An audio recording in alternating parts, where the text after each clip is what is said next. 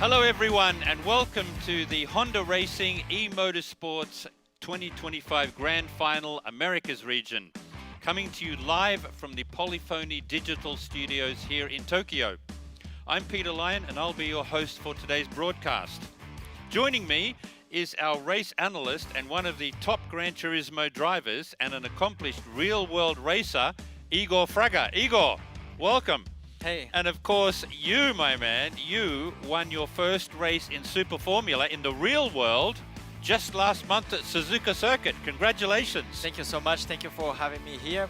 Last month in Suzuka was my very first victory in Super Formula. It was my rookie season as well, so being able to finish in the best way possible, it was just amazing. Rookie of the year. Yeah, definitely, yes. Rookie of the year, congratulations. Well done. And of course, you are a mirror image of the movie Gran Turismo, which was a big movie 2 years ago, which basically focused on Jan Mardenborough, who was a gamer, won the gaming section, then started with GT Academy, and then moved into the real world. And that's exactly what you've done. You won the 2018 Nations Cup, the Gran Turismo Nations Cup in Gran Turismo, and now you've won a real-world race in Super Formula. Yeah, being able to do that, especially in a very high single-seater category, I think it means a lot. And yeah, hopefully I can achieve more success in the future. That's the goal.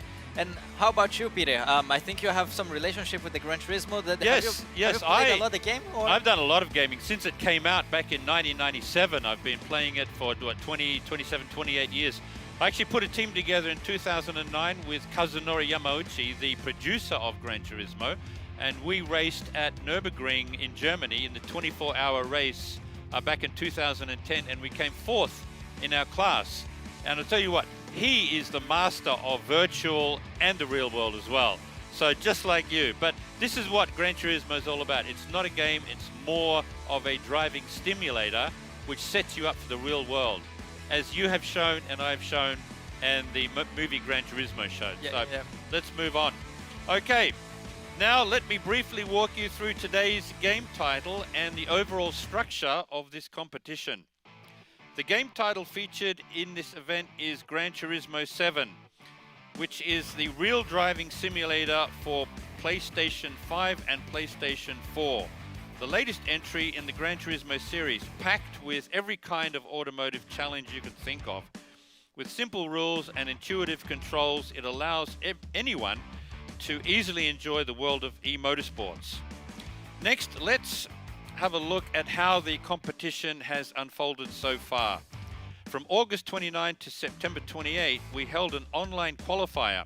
A total of 225,169 drivers from around the world challenged a time trial using the NSX Concept GT16, a works machine built exclusively for the GT 500 class in Super GT.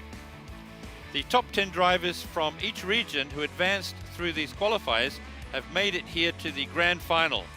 Today we will bring you the showdown, racing exclusively in Honda cars. In this broadcast we'll be covering the race for the Americas region. We'll be with you for about 3 hours and we determine the fastest driver in the region. Be sure to stay with us until the final race. Before we continue, we also have a brand new illustration panel of Korone Inugami, the Honda Racing e-motorsports ambassador and of course a virtual YouTuber, displayed right here in the studio. Yeah, so Korone-san was actually in Fuji watching our race of the Super Formula. Oh, wow. I think she definitely gave me really good luck because it was my highest position in the grid. The race didn't happen there, but it was moved to Suzuka, and that was the race that I won as well. I see. So yeah, she must come every time now. So she's a good luck charm for you. Yeah, exactly. Okay, wow. Currently, Korone is taking a break from her streaming activities. She probably gave all her luck to you. For today's watch party, Chihara Rindo, a member of the eMS family, is joining in to support the event. So please check her out online as well. And to everyone involved, thank you as always for supporting Honda Racing e-motorsport. Now let's take a look at the race regulations for today's event. The grand final consists of 3 races in total. Points are awarded based on the results of each race, and the driver with the highest total points will be crowned the winner. If there is a tie, the final ranking will be determined by the results of race 3. Here are the regulations for race 1, which will be starting shortly. The car is the Honda S2000 99, made in 1999 of course. The track is the Tokyo Expressway, south clockwise. It's a 7-lap race. The tire selection is Comfort Soft. Fuel consumption rate is 1 times. Tire wear rate is 1 times. The starting grid order is as we decided online. And the starting type is a rolling start. Now, Igor, the car is the Honda S2000, which is of course a car that Honda launched in 1999 as to celebrate its 50th anniversary. Now you've driven it in the game. What do you think of it? Yeah, this car is very agile, have a short wheelbase, very lightweight as well, and a very powerful engine. So that the engine revs until 9,000 9,000 revs, yes. It revs smoothly until 9,000 as came out from the manufacturer.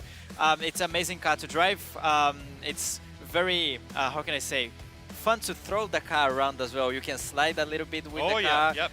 especially here with the comfort hard tires. I think we'll be seeing the drivers here getting, you know, on the limit of the car. I think it's going to be a fun to watch race. That was a great car when it came out because celebrating the 50th anniversary of the company, of course, but it had a 2-liter 4-cylinder engine, which was just on around 250 horsepower and screaming to 9,000 revs, as you said. But it had that wonderful 6-speed gearbox, a manual gearbox, which had the very short throws, very mechanical, very tight. I think one of the best gearboxes in the world. Oh, wow. I would love to drive one in real life. We'll have to get one for you in the real world. This is what we need to get. We need to bring the people from the virtual world into the real world. Okay, great stuff. So thank you for that. Now, let's move on to the race 1. The starting grid has been determined by the results of an online qualifier. Here are those results. So in pole position we have Rosenberger from the US. In second place we have Andrew McCabe from the US. In third place we have Lucas Bonelli from Brazil. Fourth place Samuel Cardinal from Canada. Fifth place we have Dean Helt from the US. In sixth place we have Fabrizio Rodriguez from Brazil. In 7th place, we have Lenin Galdames from the US. In 8th, we have Nicolas Arriagada from Chile. In 9th, from Peru, we have Rodrigo Regalado. And in 10th, we have Andrew Brooks from Canada. So those are the 10 drivers.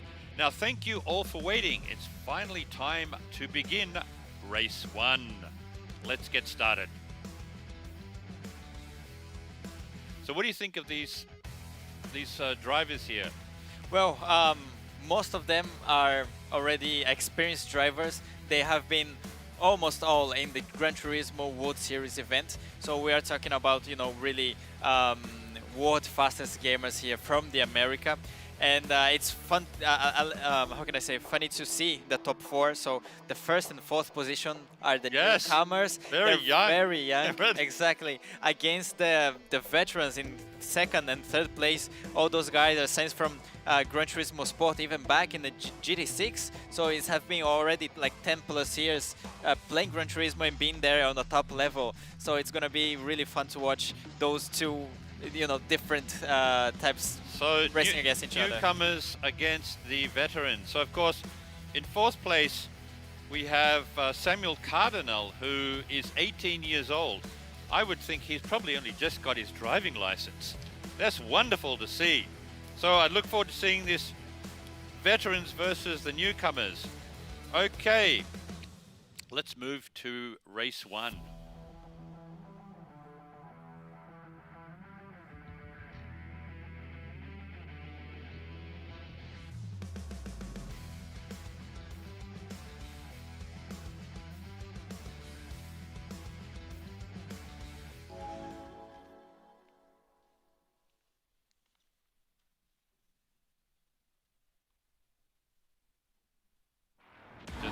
course, we're racing at Tokyo Expressway. This is the south clockwise route. So of course you and I came at Tokyo Expressway in a very different way. You started in virtual and you went to the real world. I started in real and went to virtual. So here we have the drivers, Andrew McCabe, Lucas Bonelli. We have Samuel Cardinal in fourth. Of course we had Rosenberger in first. Dean Helt in fifth. We have Fabrizio Rodriguez in sixth. Lenin Galdames in seventh. Nicolas Arriagada in eighth. Rodrigo Regalado in ninth. And in 10th place we have Andrew Brooks from Canada. It's a 7-lap race. And it's the type of start that you like, I believe. It's the rolling start. Yeah, so the rolling start is going to be a little bit easier off the start. Everyone is going to be having a little more space between each other. But then I think especially at the back straight, it's quite long. There's going to be the slipstreaming effect as well. Oh, yeah. So I think it's going to be getting very packed from the first lap onward. So here we go, and they're away racing. So we've got Rosenberger is in the lead, and he's got McCabe right behind him looking to get in the slipstream. Yeah, the first sector here, there's a lot of high-speed S curves. It's quite tight as well. You can see there's not much room in there, so it's very tricky. You have to be always constantly close to the walls, and then after this section we'll have a high-speed section, and I think we'll start to see some changes in the position right there. So of course we have the tire choice here is the soft tire. What do you have to say about the soft tire? When is its peak and when does it start to degrade? Yeah, so this one is like 1 times tire wear, so it's going to be a pretty sprint race format. I think it's not going to affect that much. It's in the comfort tires type, so there's not much grip. So it's really like just came out from the manufacturer. I see, and of course while we were talking about tires, McCabe overtook Rosenberger and is in first place now. And Rosenberger is right on McCabe's tail, look at this. And we are seeing the Rosenberg just adjusting a little bit the throttle there to make sure not having any bump drafting. Oh, and here he goes, 3 wide going into the corner here. Good heavens. Oh, McCabe managed to just stay ahead of Rosenberger. Benelli is up there as well. He's really giving Rosenberger a hard time. The chicane Tails is and nose. also very, very difficult, especially if you are right behind some cars. It's very difficult to see the exactly line. The car jumps quite a lot. Because, of course, with these races, you have to be very careful of track limits, don't you? Yeah, track limits, and also here you can top the wall and get a penalty because of that, or lose the speed. Benelli's making a move on the outside of Rosenberger here. Can he get past him? Into the braking section. They're side by side on the outside. Benelli has passed Rosenberger. That's a nice overtake from the outside. Beautiful. Through the S's here. Now Bonelli, because of they were fighting a little bit, McCabe was able to pull away just a little bit. Let's see if he can close the gap again. That happens when you have 2 cars fighting for position. It gives the leader a chance to move away, doesn't it? Yeah. But I think sixteenth of a second, that is the difference between them. So they should be able to go back and right back in the back. It's going to be a lot of action there. But it's very close racing, but I noticed that obviously in this game and in the real world, you have to be a gentleman driver. You have to drive cleanly. And these drivers, there's a little bit of tapping going on there, a little bit of touching, but yeah, but they're pretty clean. They're leaving all the spaces on the exit and everything. They're touching a little bit, but it's very clean racing so far. Really nice to see. Look at that side by side. Wow.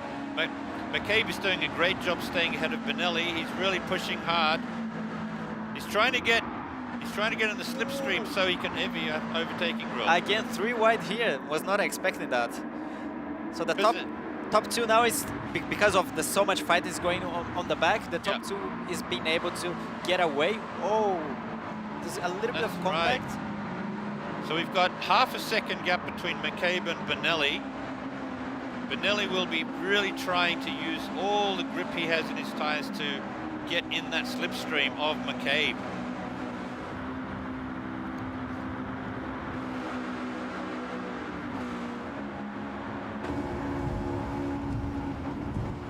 Rosenberger, having started in pole position, will want to try and catch them up. Do you think he can catch them? Yeah, I think it's going to be difficult because he's already 1.7 seconds behind Lucas Bonelli, so the slipstream is not there anymore for him, and he's leading the pack from behind, and the guys know that it's going to be difficult to get back to P1 and P2, so I think they will try to fight as hard as possible. Oh, now there was a great battle going on there between Cardinal and Rosenberger, and Cardinal managed to get by Rosenberger to get back up into third place. Yeah, I think Rosenberger, he lifted off a little bit. He didn't want to fight so hard there because he didn't want to lose any time. So it's very important to manage all those situations. You have to play smart to be able to keep in the slipstream and then, you know, maximize your opportunity during the race. Because one thing about this track is you have the walls on either side, these concrete walls on either side of the track, so it's difficult to see actually that far ahead of you, isn't it? Because as a racing driver, you like to see as far ahead as you can, don't you? Yeah, definitely yes. And also after those corners, there is some long straight line. So if you make little mistakes, you hit the inner wall or you hit the exit, you'll be losing a lot of time. Yeah. Well, McCabe and Bonelli are really fighting it out here. There's only a third of a second in it. Can Bonelli find that extra Rosenberg had those extra legs to get by McCabe? Little mistakes there on the chicane. Then Hild overtook him, but Hild had a penalty. Oh, so he needed to slow down for 1 second on the determinant point of the circuit. We'll see how it goes. He made contact with another car. If he forced the car to slow down, okay. And then here I think Bonelli is just follow McCabe closely because he knows McCabe is running fast. They're being able to pull away the gap. And then I think at the last laps they will start to fight for position. So you think that Bonelli's going to really push McCabe in 6th and 7th lap? Yeah, exactly. Yeah.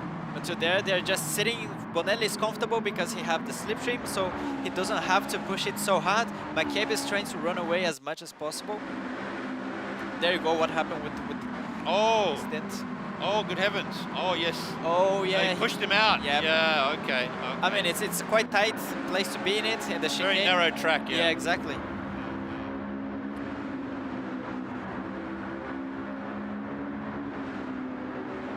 So I think he will be slowing down. I think on the main straight line too. So do they automatically slow you down, do they? Yeah, exactly. There's the right point on the circuit. Oh, actually, Bonelli is going ahead. Bonelli overtook McCabe. It was kind of unexpected for me. He made the move earlier than we expected. Yep. And also, McCabe knows that you know he doesn't need to fight back so hard. I think we'll see some switch of the position here a few times, and then the last two or the last lap is going to be very, very intense. We can see McCabe there in his home cockpit. He's only 0.2 of a second behind. Tail to nose driving here. A little bit deep there on the brake. Yeah. It's very difficult to adjust also because he was running always in front, and then here now that he is running on behind someone, he have the slipstream, so the car goes a little bit higher top speed. So you have to adjust your braking points and everything. Nice. Yes, exactly. To match it. It's very difficult to adjust that during the race. Because these guys are driving at like 99 or 100%. So if you go to 101%, you get understeer and you go into the wall. Yeah, exactly. You'll be a little bit wider on the corner. You'll be losing a little bit of time. So Bonelli's opened up nearly half a second to McCabe. Yeah, but on this straight line here is very, very long. He'll be easily be catching up against Bonelli. There you go. You see how the car behind is, you know, getting high at top speed compared to the car in front. And of course, we cannot bump drafting is not allowed in this sport, is it? Yeah. So I think it depends on the category that you are running. It's allowed or not. Here in the Gran Turismo, this type of racing event, it's not allowed. Usually, it's gonna be easier for them to get away because, you know, you'll be both quicker. But it's not allowed here, so you have to play really smart. And very, very clean, yeah. So Bonelli is half a second ahead of McCabe at the moment. In the next lap, probably in the next lap, we will see a move from McCabe to try and overtake Bonelli.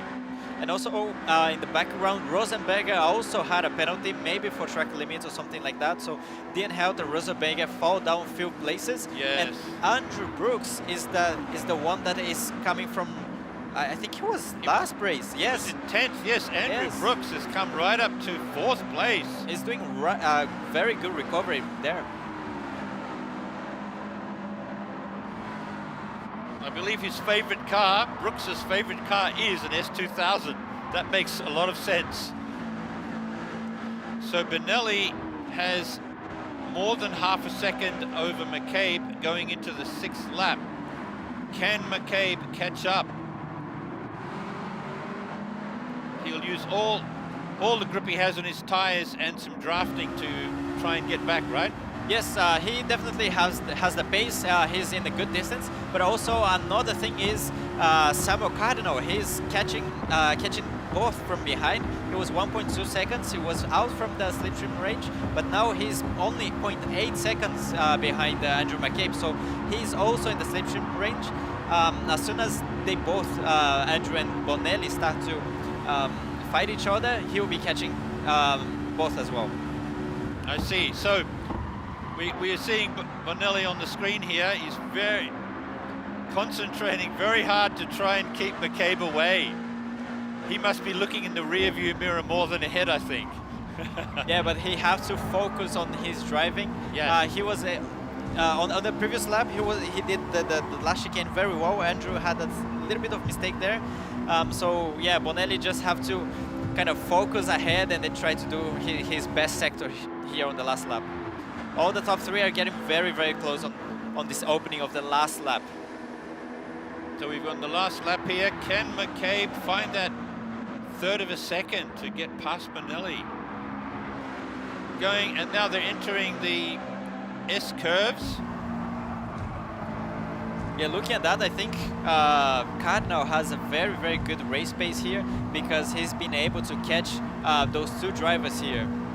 And right on them, he's been really, really quick on the online seasons. He's been showing strong results in the Gran Turismo World Series.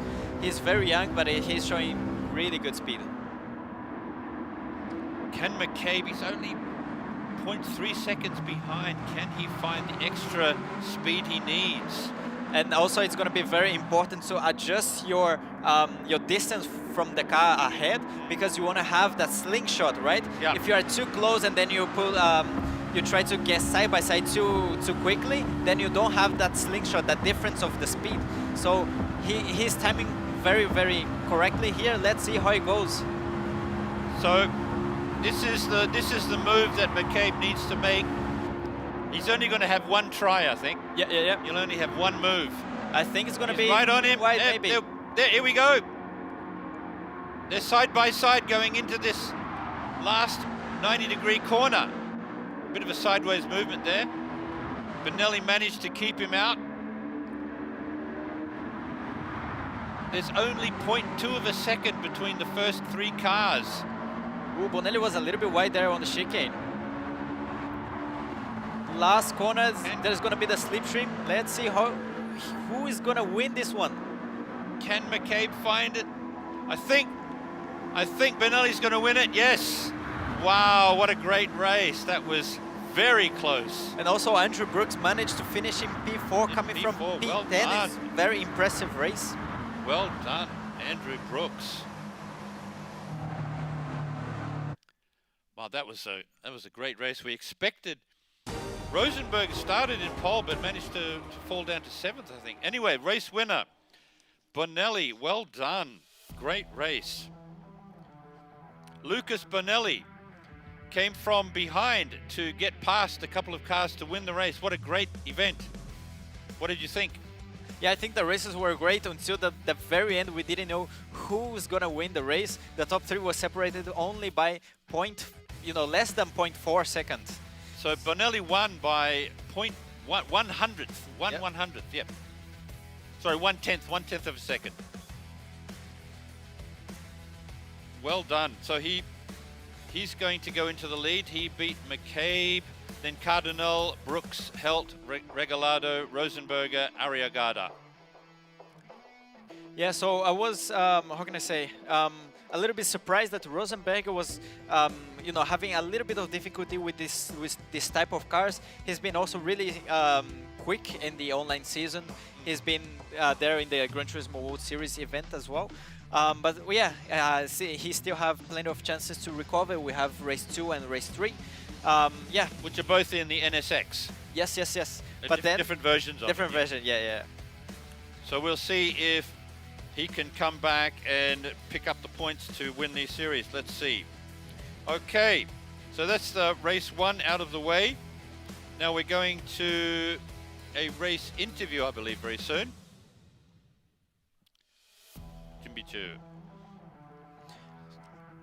So how did you think they managed the tires just then? Because we were looking at soft. Do you think the peak came around 4th, 5th lap and then they started degrading? No, so this one, Comfort Soft is a tire that lasts quite long, and also it's only 1 times the tire wear, so it's not gonna have much effect. Probably the fuel consumption is gonna make the car lighter. So at the end, it's like probably the same pace from the beginning to the end.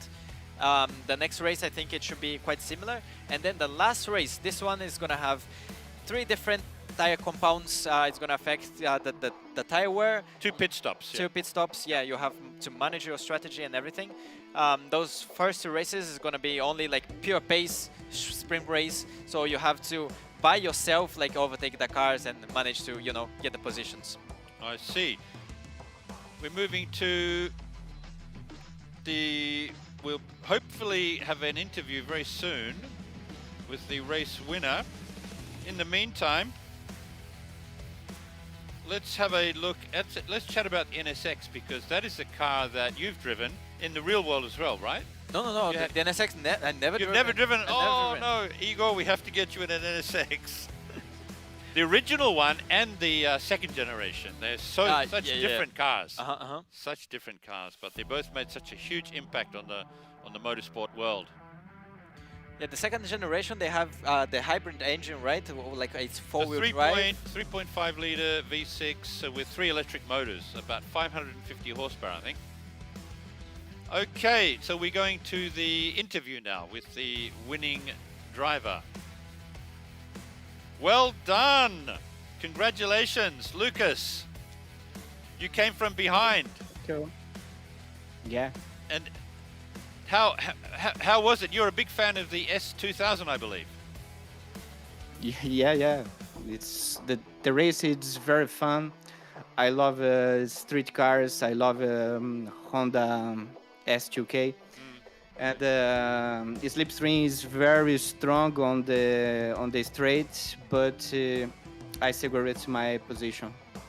Well, he protected his position very well, I think. Yeah, I think he also managed to overtake in the right lap. I think he had also a very good pace all the way to the end, so he could secure his position. Was a great race from him, definitely.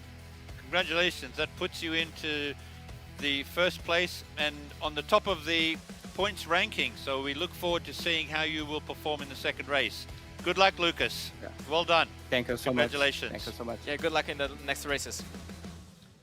Thank you. Well done, Lucas. So Lucas will move to the top of the points ranking. And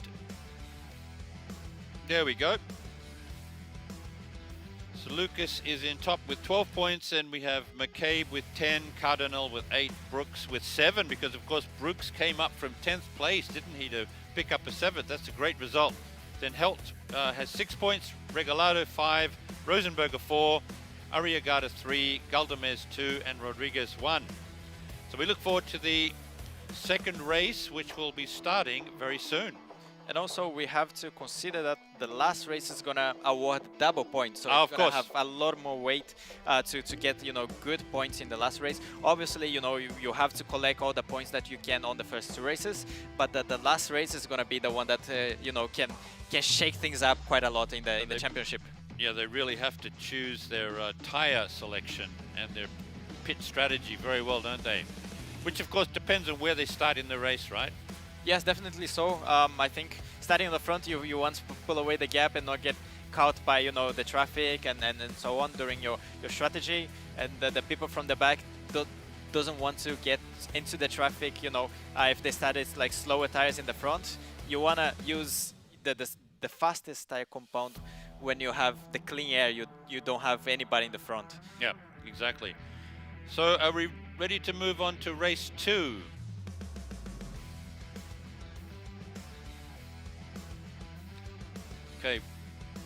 Okay, here's the race 2, the regulations for race 2, which of course is at the Gran Turismo fictional track of Dragon Trail Gardens. The car is the Honda NSX Group B rally car. It's a 10-lap race, and the tire selection is racing hard. Fuel consumption rate 1 times, tire wear rate 1 times, starting grid order is decided by the results in the first race, and of course the starting type is a rolling start. Now this car, the NSX, it's a rally car, but the car actually has a 3.5 litre V6 with 3 electric motors, hybrid, with around 550 horsepower. And you've driven it in the game? In the game, yeah. In the game, I've driven it a couple of times as this version of the rally car, but I drove mostly in the rally conditions, like in the gravel, not so much on the asphalt. So I'm quite excited to see how the drivers will manage to do that. You can see the ride height of Look the at car. the ride height. Yeah, Yes, wow, this is quite high, amazing. and they are putting the racing hard tires on. You can see that the car will have a lot of suspension travel. Yes. So let's see how it goes like on the braking. I think you'll see the car moving quite a lot, you know, during cornering, braking, and so on. So apart from the 3.5 litre V6 with 3 electric motors, this car is very well known for its setup in terms of its 4-wheel drive, because it has what they call the SHAWD, S-H-A-W-D, super handling all-wheel drive, which is a torque vectoring system which distributes the power between front and rear and right and left-hand sides to maximize traction and grip. And that's what we're going to see a lot of in this game, managing the grip from the tires and from these racing hards. And also, I think there's adjustment that you can do in the game, that you can change the distribution from front and rear, like how much percent the torque, the power is going to be distributed.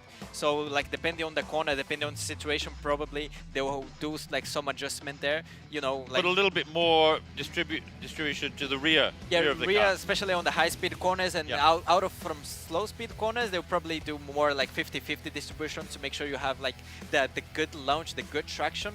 Yeah, so maybe they will be switching during the driving. Because if you put too much traction to the front, you get understeer. Yeah, exactly. Yeah, exactly. But a really good traction out of, you know, tight corners. Okay, so let's move on to race 2. And we have the starting grid for race 2 is Bonelli in pole position, McCabe in second, Cardinal third, Brooks in fourth, Helt in sixth, Regalado in fifth, Rosenberger in fourth, Arriagada in eighth, Galdamez in ninth, and Rodriguez in 10th. So we have Brazilians in first and 10th. Yeah, There you go. Your countrymen. yeah. The Brazilian sandwich. The brilliance. Well said. Well said. So it's going to be I think it's going to be a race between the top 4, as I think you pointed out before, Bonelli, McCabe, Cardinal, and Brooks. Yeah, but also like when you get to like different type of cars, you know, it's same for the car is same for everyone, but they have how can I say, different driving styles. So sometimes one car suits better than the other. Yeah. So Lucas Bonelli is quite known for being very fast and good on those how can I say, street cars like the S2000. Andrew McCabe as well. So we'll see if, you know, Rosenberger can start to recover from that, because he's been racing a lot the GT3 cars, Yeah, it'd those be good. racing cars. Be good to see how Rosenberg and the guys in the back part of the grid can pull up towards the front. Let's see if they can do that. Okay, with Bonelli in pole position, let's head over to race 2.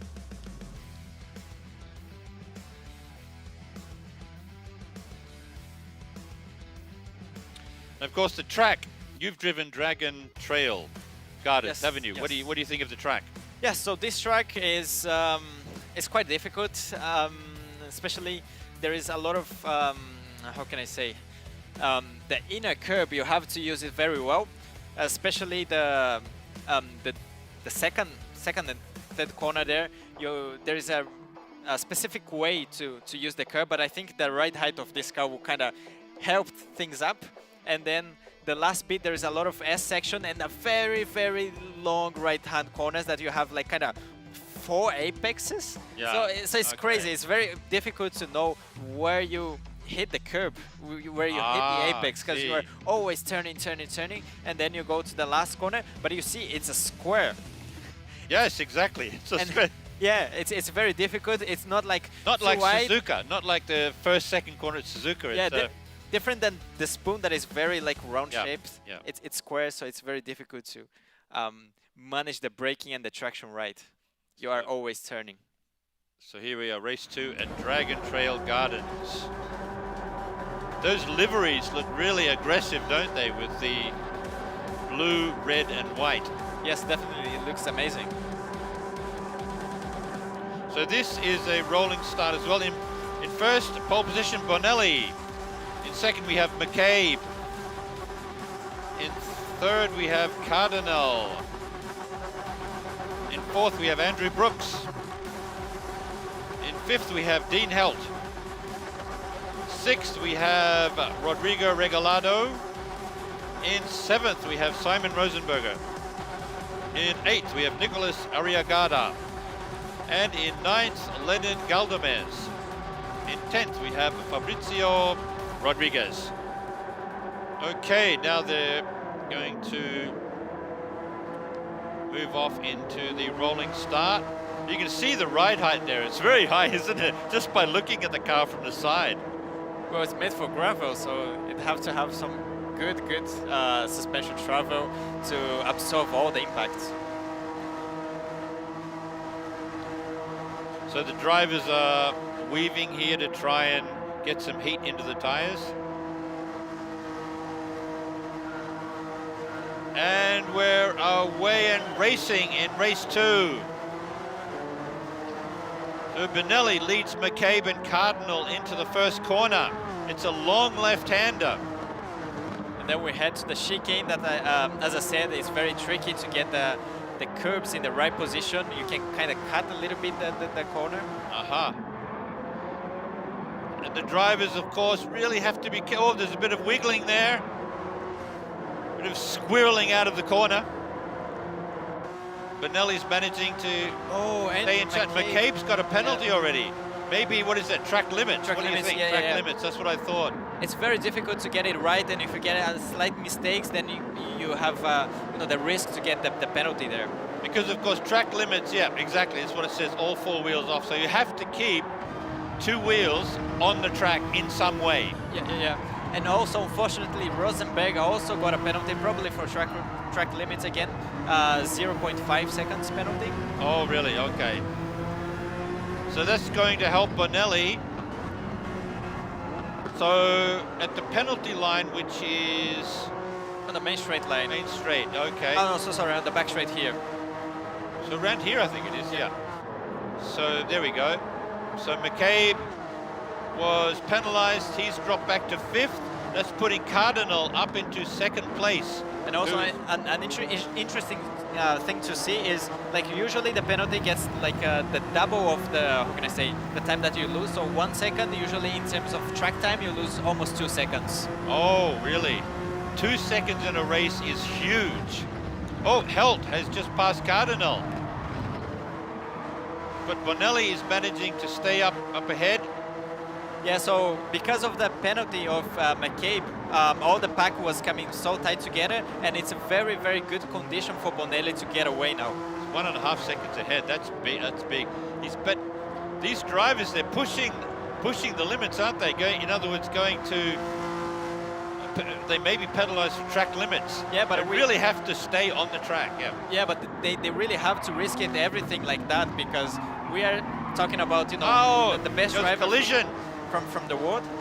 And yeah, you have to be very consistent and be on the limit all the time. So yeah, sometimes you get the penalty. Might there be another penalty there? Did you see the collision just now? I think it was more about the lag of the internet. I think actually it was fine. So Bonelli is doing very well. He's moving away from the pack. 1.6 seconds now. Yeah, but it's keeping the 1.6 seconds. So yeah, we'll see how it goes into the end. If he can keep the gap, you know, but at the moment, he's been in a very good position to be. So these drivers are using the 3.5-litre hybrid very well. And this track, I think it's going to be a little bit more difficult to make the overtake. You have to be very close, and especially if you get on the back here. Dean Helt is having a very good pace. He's having the same pace as Lucas Bonelli. And everyone behind is on the slipstream, so nobody can kind of get the slingshot, right? Because yeah, they're on the train right now. But Bonelli is holding his time very well. He's up to 1.7 now. Yeah, on the exit at there. 1.8. I think he had a really good exit. Actually, Dean, maybe he had a mistake there.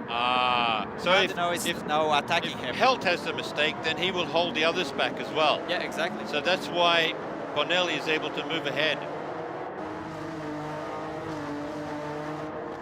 And because of that just tiny mistake, even the 6th place now catch the pack now. So we have a pack of 5 cars fighting for P2 basically. Yeah. You see that the detail in the Gran Turismo these days is amazing. I mean, apart from the track and the cars, look at the fences and the trees and the tire wear around the edge of the track. Little bits of rubber everywhere. You can see those flying everywhere, can't you? Which is what the drivers want to avoid, because if they put their tires on that, they're going to slip, aren't they? Yes. Now Rosenberger have made overtake to 7th place. He's been able to start to recover a little bit. And also the pack is very, very tight. So probably he will be able to catch up the pack. Now Cardinal lost the position to Andrew Brooks. Brooks is up into 3rd. He's into a podium position here. Brooks is the surprise driver of these races, coming up from 10th position in the first race. Yeah, been able to, in 2 races, being in the top 3 in this field, like that is packed with the top drivers, is very, very difficult thing to do. Oh, look at Bonelli. He's more than 2 seconds ahead now. That could be too difficult to pick up for Helt. Oh, there's a bit of passing action going on here. Off the track there. Who was that? Fabrizio. Tail to nose racing.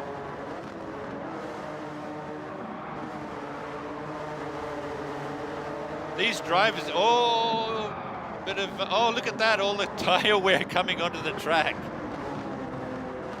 These drivers are using the super handling all-wheel drive to the utmost here.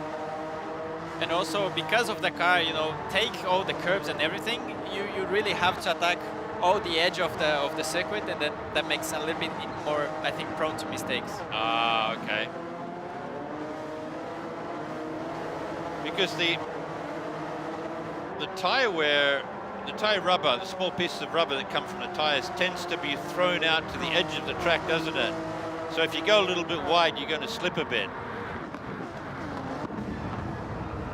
Yeah, so the battle here is getting intense. Then Held is being able to get away from the back. He's keeping more or less the 2 seconds gap between the front. And then I thought Brooks was ahead, and then Cardinal again get back to 3rd place. Bonelli's doing a great job holding that 2-second lead. Driving so well. What sort of practice do you have to do before a race to get to this level?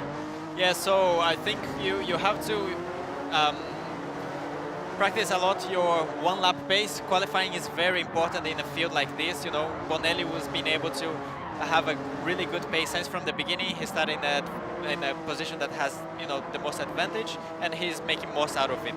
And then you get away from all the chaos that has been, you know, happening in the background. Yeah, we're looking at a bit of chaos right now. I noticed there was a lot of tapping and touching going on there, going into the corners.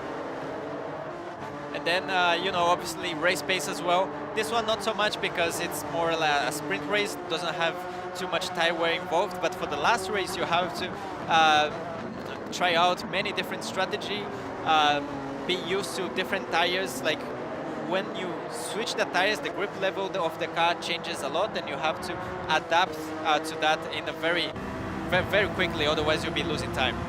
Bonelli is doing a great job staying 2.1 seconds ahead.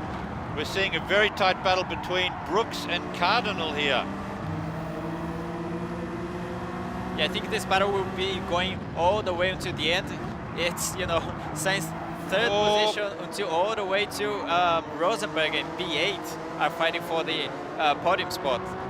Oh, we're pushing track limits again here. The gap between Brooks and Cardinal is very tight. Cardinal actually, Brooks, Cardinal and McCabe. Oh, there you go, McCabe just got past Cardinal. Nice pass. Yeah, that was a really good pass. Basically, these guys are going, as I mentioned before, at 99, 100%. So what you're looking, when you're that close to someone ahead of you, is you're looking for them to drop to 98. Because if you're at 99, you can get by them. Yeah, definitely yes, but also at the same time, it's very difficult to see ahead because, you know, you have to use the curbs in the right spots and everything. So you have to kind of look through the car ahead. You cannot, you know, how can I say, look too much to the car in front. Otherwise, if the cars in front do mistakes, you kind of do a mistake together as well. Yeah. So you have to look through the car ahead, and it's a very difficult thing to do. Wait a minute, we've got a couple of big gaps here. We've got between Bonelli in 1st and Held in 2nd. We've got 2.3 seconds now, and then another 2-second gap between Held and Brooks in 3rd place. And now Cardinal is losing places. He's now dropping to 7th place. Yes, I wonder what happened there. Yeah, I think the battle here in the midfield is you know, very intense. Yes, it's very intense. And yes. that slight mistakes in your judging, like you know, on your decision, can lead you to lose so much position like that.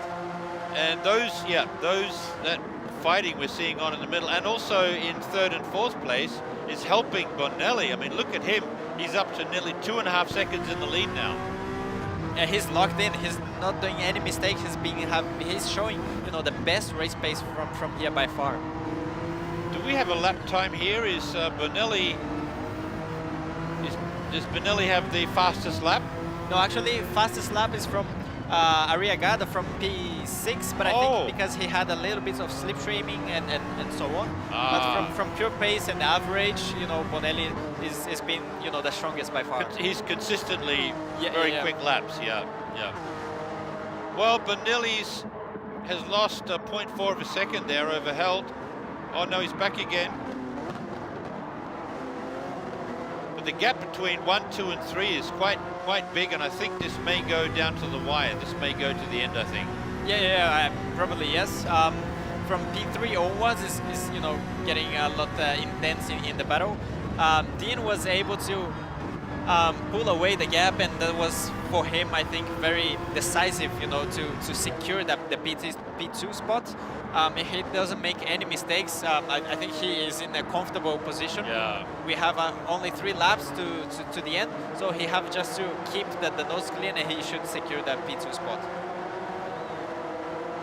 Are we seeing much drafting going on here? Oh, Arriagada, we have Rosenberger coming up on Arriagada here. Can he get past him? That's the tightest corner on the track. And the problem is that, you know, when you start to battle a little bit, then the group that was, you know, slightly on the back, then it cut up to you, and then it gets more chaotic. You know, it's very difficult. You have to try to overtake and then not lose too much time. Yeah, but really, the midsection between Brooks, Regalado, and Arriagada, that's where we're going to see some changes, I think. Because, I mean, Bonelli looks like he's got it won, unless he makes a big mistake. Oh, nice switchback here from Regalado. Very nicely done. Yeah, Arriagada would try to break a little bit deeper to overtake, but then Regalado made a great move. So these drivers are pulling out all the tricks in their basket here. Everything they have, they're trying. Leaving braking until as late as possible. Yeah. And also, you know, trying to get like a better exit so you can already get side by side before heading to the corner. It's, you know, a little bit easier to make the move down. Now, side by side from Rosenberger and Arriagada. Arriagada, because of that switchback that he had it from Regalado, then he didn't have a good run towards turn 1. Oh, we have Rosenberger and Arriagada side by side there. Rosenberger just managed to stay ahead.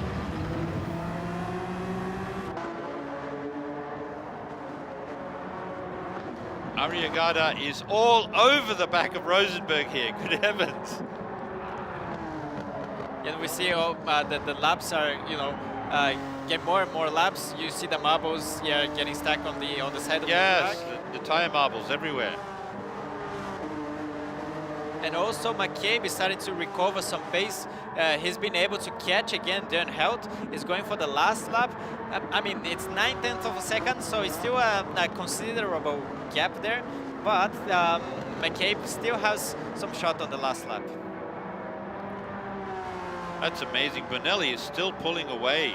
Yep. He's picked up another 0.2 of a second over Helt in the last lap. Yeah, and McCabe's only on the last corner exit. He's been able to close the gap by 0.2 of a second. Now it's only 0.6 seconds. We're in the final lap now, and we're seeing the live point ranking. If Bonelli wins, he goes up to 24 points. Oh, Dean is sliding the car a lot. I don't know what is going on right there, but McCabe has been able to close the gap like very Brooks quickly. is down into 4th, McCabe is in 3rd.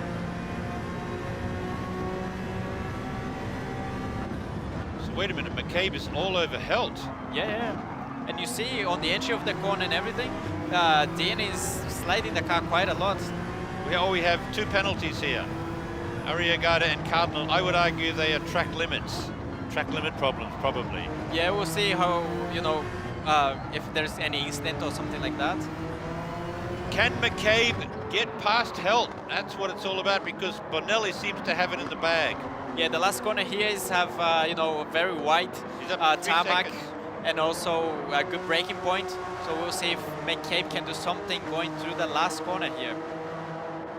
Can he get in the slipstream and use late braking to get past Helt? And Bonelli's here we go. Made a very, very last good job corner. Here. Well done, Bonelli. So Bonelli goes on to win the race. Well done, Bonelli. And Helt just hangs on to very close beat racing McCabe. there. Well, that was surprising. I did not expect Bonelli to pull ahead so far. Yeah, I think especially the penalty that McCabe had at the beginning of the race hurt his race quite a lot. I think his pace also was quite good at the end. He was closing the gap quite a lot. So, well done, Lucas Bonelli. That puts him up into, well, ahead of the rest of the pack. He's up into, what, 24 points now. Yes, he definitely have some advantage for the last race, but also McCabe is, you know, showing a strong result. He definitely have good chances. Andrew Brooks also, you know, he was coming from P10. This race he fought. He did very well to get up into third place. Yeah, he was, you know, doing some good races. I think we can expect quite a lot from him for the last race as well. Actually, McCabe got the fastest lap of the race. 34.17. Yeah. Well done. He had a very strong pace at the end. Well done. So, as we see, Bonelli has moved up into first place in the points ranking, as we will see in a moment. So that's the end of race 2.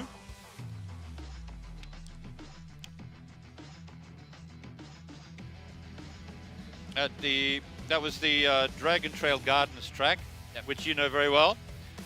And you gave us a great rundown of the track, and we saw that happen in real time when we watched the race. Yeah, especially there were track limits problems. You were talking about yeah. track limits, and there were track limits problems. Okay, let's go to the interview of the race winner, Lucas Bonelli. Hello. Well done. There we are again. Well done. Seems like Yeah, you like the NSX better than the S2000. Yeah. It's the fun race too.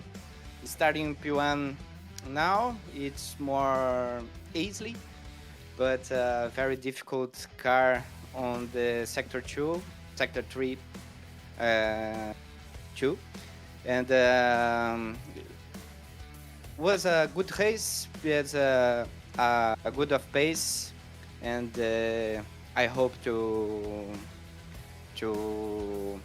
race in 3 for a great result on qualifying, and very happy for win and race 2. So tell me, why do you think your car was so much quicker than the other cars? Do you think you feel more comfortable in the NSX? You like the tires? The racing tires were good for you? Good for me, the race 1. The race 1 more This was better for you. comfortable. Yeah. Yeah, for better for me. Okay. Do you have any questions? Yeah, I think you are showing some strong pace until here. How confident are you for the last race?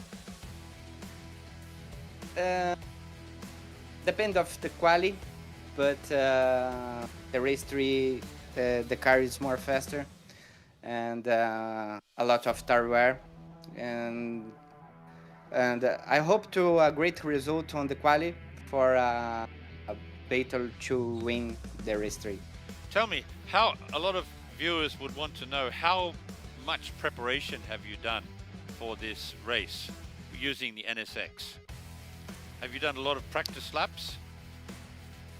Yeah. I lot of practice for all the races, and I have to prepare it for race 3.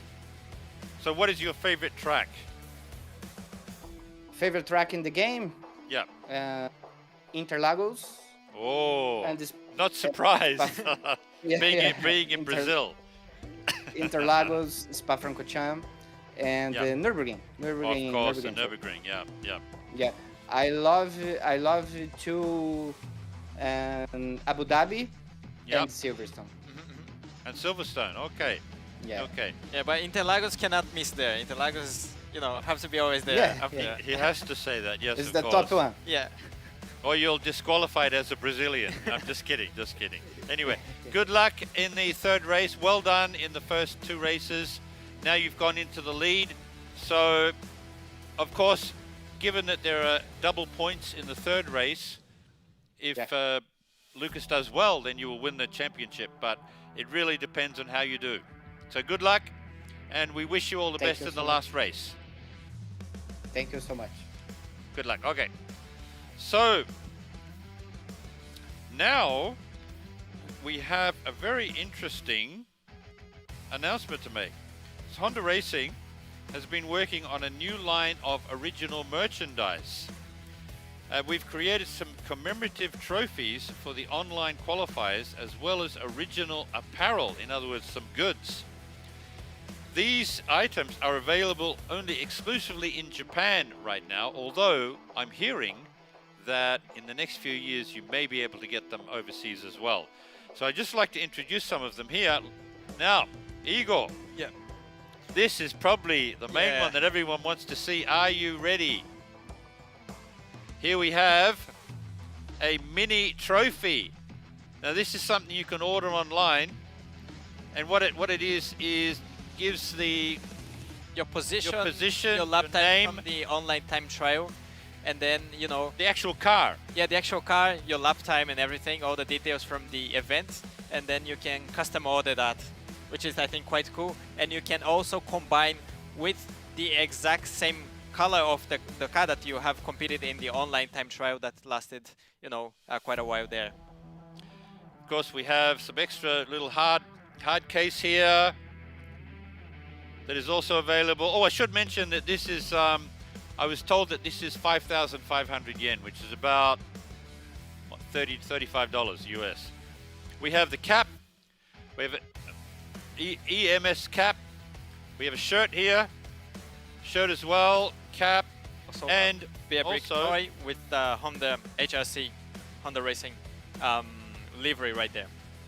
So these are the goods that Honda eMS has put together, and you can buy them online, although these are only available in Japan for the time being, but I'm told in the next few years you will be able to buy them online around the world. Okay, now, Igor, we have something we'd like to ask you to do. Yeah. We have something very special that we have here today. It's just over there. This is the Honda eMS Sim 01. It's an eMS simulator built from a real training formula car that was actually used at Suzuka Circuit Racing School. Now it's known as the Honda Racing School Suzuka, a school that has produced drivers such as Takuma Sato, Yuki Tsunoda, and Ayumu Iwasa. A launch event for the Sim 01 was held in November, where a limited edition livery model was also unveiled. So, Igor, we would like to take this opportunity to ask you to go and test drive the Sim 01, and it's set up just for you to drive Suzuka, where you won last month. Go for it. I was just seeing the cockpit right there and was, wondering, so I'm very excited to try that out. It's all yours. Go for it. And the car itself is actually, from the cockpit to the front of the car, it is an actual race car that has been modified into a sim racing machine. So this car is basically as close as you can get to racing a real Formula car on Suzuka Circuit, and that's what Igor is going to do right now. He's going to do 2 laps, a warm-up lap and a qualifying lap. So let's ask him what he thinks of this simulator. So Igor, what do you think of it? Yeah, first of all, I think sitting in the real cockpit here, it feels, a lot more immersive than the usual cockpit that we have at the home. Also, all the vibration, all the sound that this cockpit produce. It feels very, very natural, very immersive. When you hit the curbs and everything, you feel, with your body, not only with your steering wheel. So it's very interesting. And of course, Igor, Suzuka Circuit is one of your favorite circuits, isn't it?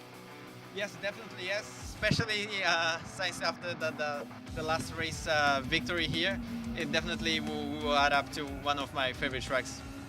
So this is actually the car that you raced at Suzuka, isn't it? It's the SF23, right? Yes, exactly. It have a lot of horsepower. It's a very lightweight car with ton of downforce. Probably, it's the car that are quicker in the world, just next to Formula One. So it's amazing to drive these cars in such track as Suzuka. And going down this back straight here, you're able to hit roughly 270, 275. And then you go into the corner at 275 full speed, thanks to downforce and tire grip. And then you go into the chicane. Now, okay, that was a practice lap. Now I'm going to leave Igor alone so he can focus and concentrate on his qualifying lap. Go for it, Igor. I just want to talk about this car that he's driving. This is the SF23, which is a Super Formula category car in Japan. It is a 4-cylinder, 2-liter turbo with over 550 horsepower. It has 6 gears, and it uses racing tires, of course. And Igor was telling me that this car has an overtake button, which is a very interesting button to have, because it gives each racer a boost of 200 seconds during the race. So, which is basically about 1.5 laps. 1.5 to 2 laps. So Igor was saying that during the race, he can use this button to give you an extra bit of boost to get past the car ahead of you, which is what you would need, especially if you're on the back straight like he is now. So he's accelerating through 240, 250, 260 kilometers an hour. He's going to hit about 275 going into this last corner.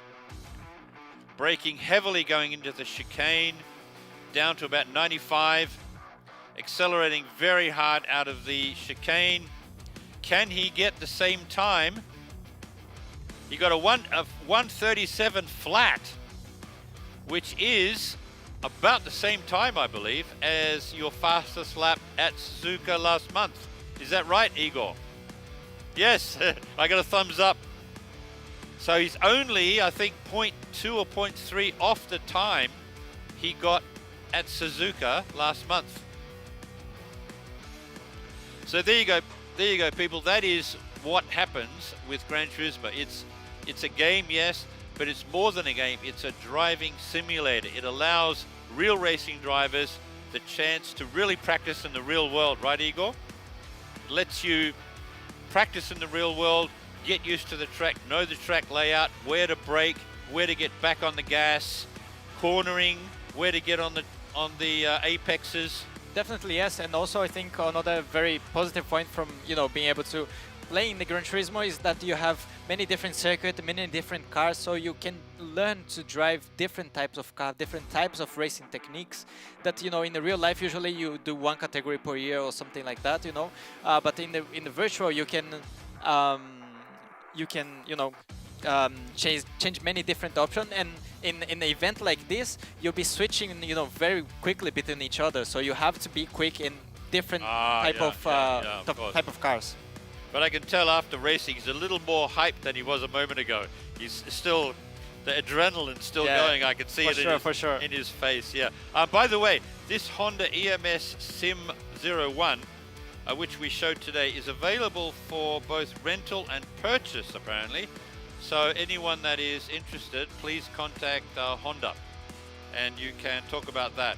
So next, let's move on to race 3. This is where it's all decided. So here we go into the regulations for race 3. It is the Honda NSX Group 3, 14 laps. And this is where it all comes down to the wire. The drivers have to make the right tire choice. It's 2 pit stops. They have 3 tires to choose from, right? Hard, medium, and soft. So this tire strategy will mean everything during this race. Fuel consumption is 1 time. Tire wear rate is 4 times, which will add another bit of complexity to the race here. Starting grid is the qualifying results from this one lap shootout that we're going to have very soon.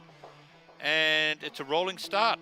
So let's move on. What do you think of this course? It's also the Autodrome Lago Maggiore full course. So this track has all types of cornering right there.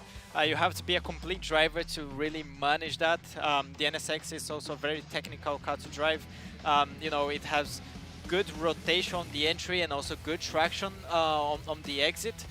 You have to be a little bit aware of the turbo because, you know, on the low speed it tends to lack a little bit of you know, responsiveness.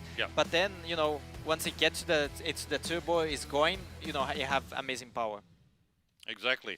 So this, and of course with the tires, the tire strategy is going to be very important with this race. I think especially for the racing medium and the soft, they'll try to extend the stint as much as possible without worrying them too much. This management will, I think, dictate quite a lot in the race. And then if you can use the racing hard as less lap as possible, then I think your race pace will be, the total time of the race will be better. I see. And the car we're looking at here is the Honda NSX Group 3, of course, which is a Gran Turismo original, Honda's flagship NSX sports car, which has the 3.5 litre V6 turbo with 3 electric motors, 4-wheel drive with the super handling all-wheel drive, which is a torque vectoring system that is used in the Honda NSX. So we're looking at the interior now. This is the interior of the race car.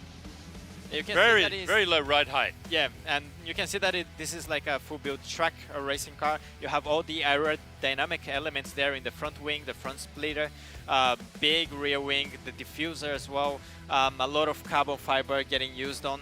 So it's like it's a proper racing car. Oh yes, yes, exactly. And this is done very well in Japan Super GT. So I believe we're going to have a quick look at the tire strategy. Is that right?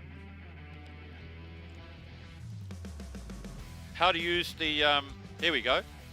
Tire strategy between racing, medium and, racing soft, medium and hard.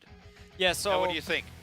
So, if you're starting in the front, probably I would like to start on the soft or on the mediums. Which gives you a chance to have more grip so you can pull away from the field. Exactly, and also you have a clean air and you want to use those quicker tires when you have, nobody in the front, so you can just pick up your pace and be consistent at it, and it's easy to do the time management like that as well.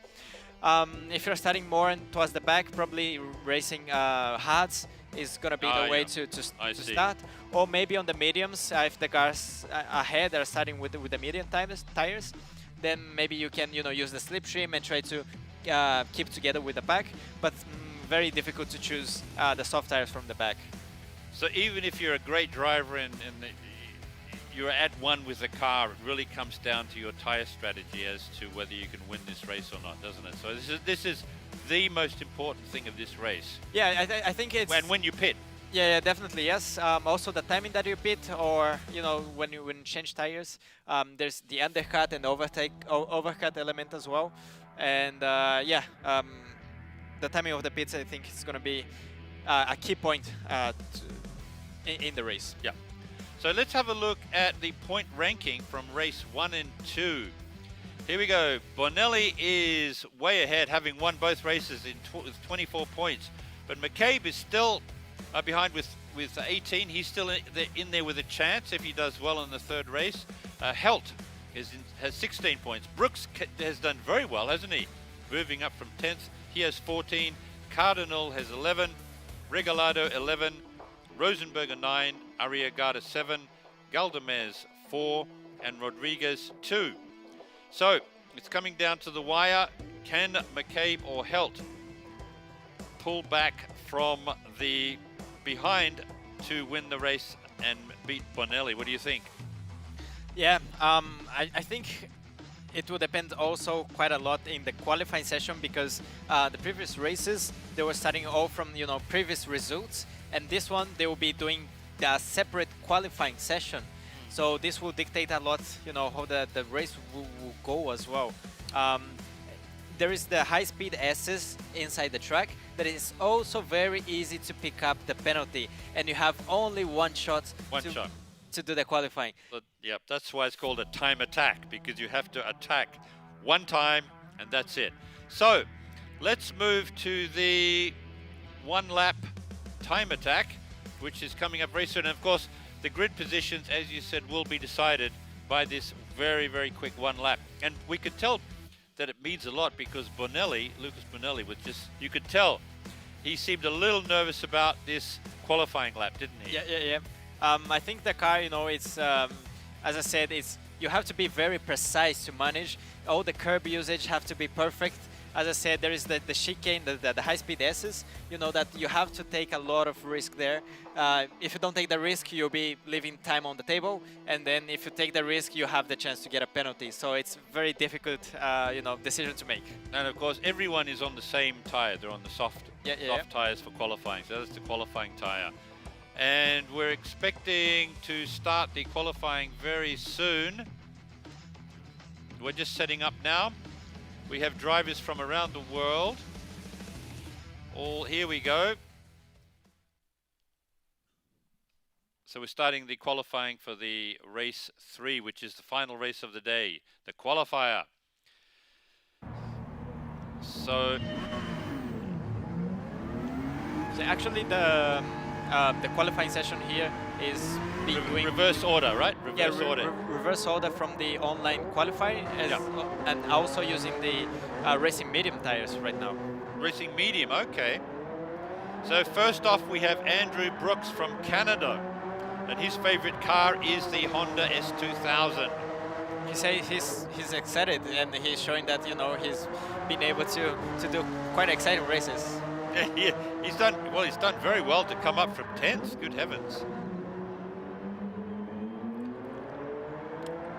So we have Regalado is now out on track, and his favorite car is the NSX 91, which is of course the original NSX, which had the 3-liter V6 and the 6-speed manual transmission. With the natural aspirated engine as well. Yes.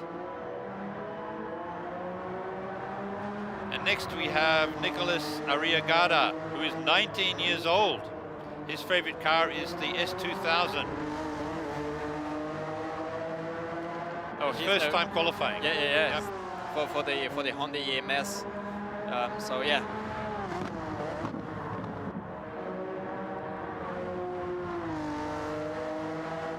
I wonder what the track temperature is, because we always see what temperature it is, the air temperature and track temperature. Yeah. That affects the tire grip. Yeah, definitely. I wonder if it's sort of roughly about 25 to 30 degrees. What do you reckon? I don't know, but it looks you know, it's quite warm. Yeah, good weather there. And now we have Fabrizio Rodriguez, who is a veteran, as you were saying earlier, Igor. 28 years old. He's very excited about this eMS Grand Final. He said it's an honor to be back. Yes, he's been around for a while. Good luck to him. Now Andrew Brooks is starting his qualifying lap. Good apex point there on the first corner. He clipped right in a good position for the curbs. Then this part is quite difficult. You have to nail the curb right, and then, you know, you have to brake on the right point here. There's not much reference point for the braking. Yes, very technical. Yeah. Oh, track limits. What do you reckon? Probably not. Just there's the track limits for the game, and these drivers know where exactly they can push the car, and I don't think that is going to count as the track limits. Wow, he was very close there. And this is the chicane, the high-speed S's, and this is a very tricky part, and you have to be very aggressive on this second part here, and then it's very easy to pick up the penalty as well. And following that S curves, there's the long straight line here, so if you can, you know, have a good speed there, you will gain a lot of time right here. So he's coming up to the hairpin. And this hairpin has a lot of angle, camber in the corner. Yeah, you see that. So you can attack it quite aggressively. Yeah, exactly. With the high speed, you don't have to slow down the car too much. You know, it's a hairpin, but actually driving, you don't feel like you know, it's a hairpin. Oh, really? Wow. Then here the last sector is all medium to high speed kind of corners. You have to use all the track. Yeah, this track you have to risk it a lot. I see. You know, high-speed corners, you have to use all the track. A little mistake can cost you a lot of time. I can see compared to other tracks, the apexes, the curbs seem quite wide. Yeah. So, which means that the car can use a lot of the curb to corner. Yeah, exactly. Yeah. And his lap was 56.0 at the moment. What do you think? That's 156 flat. Quite good? I really don't know. Let's see how all the drivers will do it. Regalado, oh. You can tell they're pushing very hard. Yeah. You have to push it to get the good time. Oh, Regalado just behind. 0.26 of a second behind. Yeah, they're all close. Arriagada is, finished the last sector there, less than 1/10 behind. Let's see what lap times he closed the lap here. Oh, he lost a little bit of time on the last sector. He was coming just neck and neck with Andrew Brooks. Really. Next we have Galdames. How will Galdames do? He's up to 148. He's coming round the last corner here, home straight. This looks good. No. He's in 4th. So we're expecting some quick times from Rosenberger and Bonelli, you think? Yeah, I think also McCabe, Cardinal as well. Oh, Fabrizio doing very well here. He was struggling with in the first 2 races, but here he's like redeeming himself. Redeeming himself, yes, exactly. Well done. And now I think Dean is not yet on the push lap. It's on the out lap right now. Dean Helt, his favorite car is an NSX. Yeah, hoping for a podium and a momentum for 26. He definitely starting out quite well here on the last race. On the race 2, he finished in P2, so he's showing strong performance here. So how will Cardinal go? He's the young one of the bunch. He's 18 years old. But he's showing like amazing speed since from the online series since last year. He's been always been there, and then he's showing like really great speed. So Bonelli is out there. He is a veteran of the track. His favorite car is the Civic EK. Okay. Yeah, it's a very experienced driver. He's been competing also since the beginning of the Gran Turismo World Series events. He knows a lot about the game. And Andrew McCabe is on track. His favorite car is an NSX Type R. I saw someone do a lap of that at the Nürburgring once. That's a great car. Very, very stiff suspension. So now we have Simon Rosenberger. How can Simon do? Yeah, he's been, the #1 qualifier from the Americas. Let's see, how he can do here. It was done in the same track, just the car was a little bit different, but it was done on the same track. And here we go with the Dan Helt starting his qualifying lap. He used a little bit of the grass, he touched a little bit there, lost a little bit of traction. Then maybe get a little bit deep there on the braking point. Wow. Using all the track there on the exit. He did use all the track. To me, it looks like he just went off the apex there, but he managed to stay on. Yeah, with the lack of traction there, especially out of turn 2, he lost a little bit of time. He's coming a tenth and just a bit slower than Andrew in the first sector. But here on the S-curve, it looks like he... Oh, a little bit of dancing there. Yes. Oversteer. It looks like the entry was really good, but then taking the curb of the second part of the S, make the car unstable a little bit. He lost a little bit of time there, 0.3 seconds up. So Andrew Brooks is the person to beat so far. So Helt only has a few more corners to go. Yeah, he got a little bit of the time back on the hairpin there. Let's see how he does it here on the last sector. You gotta use a lot the curbs, all the curbs on the apex, on the exit as well. Oh, a little bit wide here. A little bit wide there, yeah, a little bit wide. If you cannot take the curbs there on the last You'll corner, lose 0.2 of a second, yep. yeah, the power application gets a little bit slower. There we go, so Helt, A P4 at the moment. B4, yep.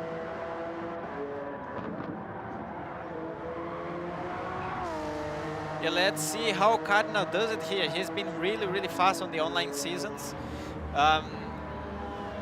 He did a little bit of mistake, maybe. He's 6.5. Oh, the gap is being really, really close. There's only 0.6 between the first 7 drivers. Yeah, 0.6 of a Bonelli, second. good line through the last corner there. It looks good. Looks good. Whoa, So far. that's Oh, a well very done. quick lap time. That's wow, 0.4 of a second ahead. Very good quick time from, yes, very quick time from Bonelli there. He'll be happy with that. Definitely, yes, definitely. Ooh, that's a little bit of Hey. surprise. Andrew McCabe Oh. actually lost a little bit of time there. You basically make one mistake and you've lost it, right? Yeah. And Rosenberger, if he will be able to improve his position. 56-1, not bad, not bad. Okay, that's pretty good. So now we have the 10 drivers and we have their qualifying lap times. And as expected, I suppose, Bonelli has done very well to get a 55. He's out there all on his own with the 155. Yeah, definitely. And also, you know, the only one being able to do the 55, but also pulling 0.4 seconds of a gap for P2. That's a big gap in terms of racing. So what that means is that Lucas has gone ahead now. So he won the first 2 races. He's won qualifying here, which puts him on pole. The only thing that will stop him from winning this championship will be his tire selection. How well can he pick the tires? Yeah, I think not only the tires, but also like how well he can manage The tire wear. the tire wear during the race, and also the track limits and so on. This track is quite difficult. You cannot do any mistakes. And as I said, all the drivers here are top level drivers. So you have to be on the edge all the time, but you cannot do a mistake. A single mistake can cost you a lot during the race. So he have to keep his nose clean and then, you know, keep his pace all the way to the end of the race. Let's see how we go there. Okay, so let's move over to the race very soon. Well, the drivers are just getting ready for the race. Up until that time, I want to talk about this circuit. This is actually a fictional circuit, right? Fictional circuit, yeah. Gran Turismo. Gran Turismo is very good at creating fictional circuits. They started doing it from the very beginning, didn't they? Yeah, definitely, yes. And then recently, another how can I say, it was amazing that they are trying to place like the circuit in a place that actually could have this track. So we have Grand Valley that use the actual, bridge that have in the California. So it's in the game. So they use part of elements that have in real life, and it's creating the original track from there. The way to go. I'm looking forward to the day when Gran Turismo actually builds or recreates one of their fictional circuits in the real world.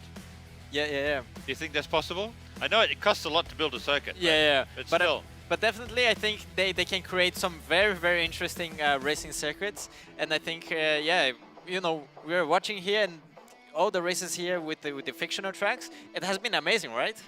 Because what needs to happen when Gran Turismo recreates it or creates their own track is they have to design the track and then work out the apexes, work out how the track is going to be elevated, like that hairpin that we just saw.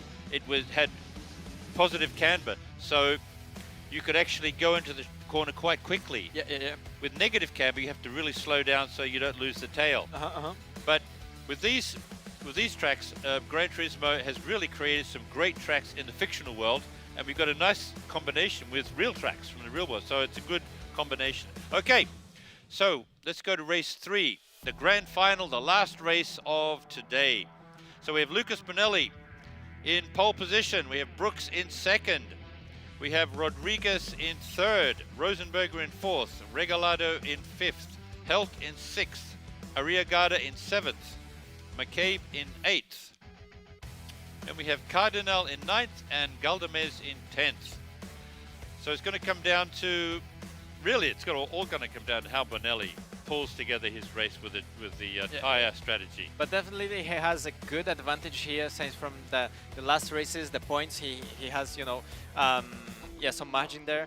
Starting from pole position as well, he's showing really strong performance over here. Okay, so we're heading over to the race very soon.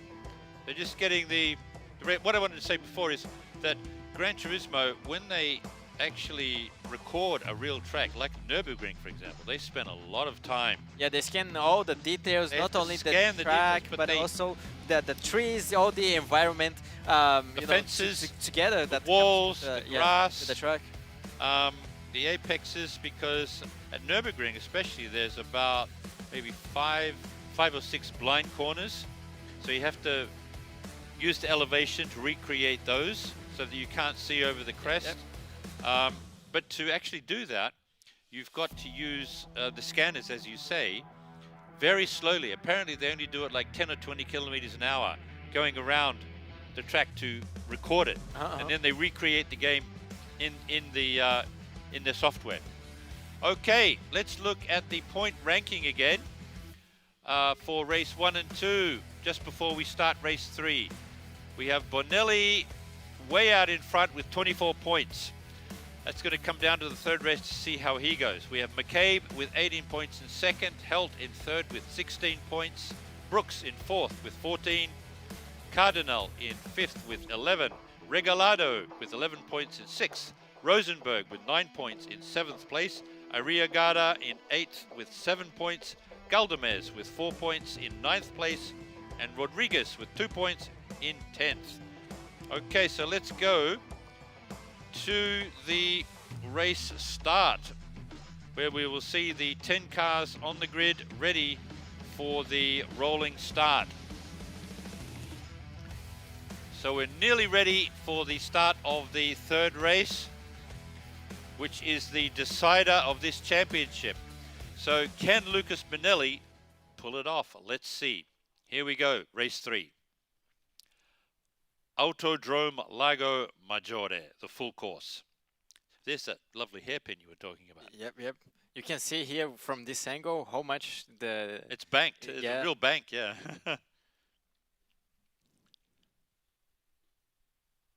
But look at the details in the trees and the hotel in the background. Yeah. Everything is, you know, kind of taking consideration, right? It's amazing to see that. So here we go. This is the grid for the final race, race 3. Out in pole position, we have Bonelli. In second, we have Brooks. In third, we have Fabrizio Rodriguez. In fourth, Simon Rosenberger. In fifth, Rodrigo Regalado. In sixth, Dean Helt. In seventh, Nicolas Arriagada. In eighth, Andrew McCabe. In ninth, Samuel Cardinal. And in 10th, Lenin Galdamez. Okay, they're off here. With the starting tire, the top 3 are using the racing medium tires, and then Rosenberger hard tires, Regalado medium, and then, you know, from 6 onward is using the racing hard tires. I see. Okay, interesting. Okay, we have to go for a restart. Actually, I had to do a restart again. Also in the. So we must wait a few seconds, everyone. We just need to go for a restart. Sorry, you were talking about a restart? Yeah, so in the Super Formula race, that I did in Suzuka. Yeah. In one of the races, we needed to do restart, which is quite unusual. Why is that? Because on the safety car lap, like it goes to the green light, and then we warm up the tires. We go to the grid, and then on this moment there was a car that had an issue. So we were all preparing the tires and everything. We stop on the grid to wait for the red light, and then the start was delayed, and then we needed to do kind of restart there. Oh, so you had to do another warm-up lap? Yeah, exactly. Oh, wow, wow. We needed to do all the process again from the 5 minutes board onwards and everything. So it was a very unusual thing for me. I think it was the first time that I had something like that happen good heavens. in a Formula car. So we just want to make sure everyone is aware of the point ranking. We have Benelli out in front, ahead of McCabe, Helt, Brooks, Cardinal, Regalado, Rosenberger, Arriagada, Galdamez, and Rodriguez. So it's really, I mean, we've been talking about the track and the tires, but it really will come down to knowledge of the track and the tire strategy for this race. And we just saw in the beginning there that the top 3 cars are on mediums. Yeah, but now with restarting the race, maybe you think they may? Maybe they have a chance now to change the tires. So another could be mind games going on, I think, on the background there. Oh, mind games. Okay, could be interesting to see what happened with those tire choices. Because in the beginning you said that a driver in pole position would normally want to start with softs. Yeah, but also the thing is, the beginning of the race, your car is loaded with fuel, so the tire wearing is a little bit more. Plus we have 4 times. Four times tire wear in this race, which is so much higher. Yeah, 1 lap is considered in the game as 4 laps. On a real track. On a real track, exactly. Oh. So that's the 4 times tire wear. So we're looking at the tire strategy here. So if you are seeing here like 5 laps on the soft tire, it means like in the real life would be like 20 laps. That's about the life of soft tires, is about 20 laps, I would think, in the real world, yeah. They would start to degrade quite quickly, wouldn't they? Yes, yes. Yeah. So it would seem like the drivers would want to use the hard tires least.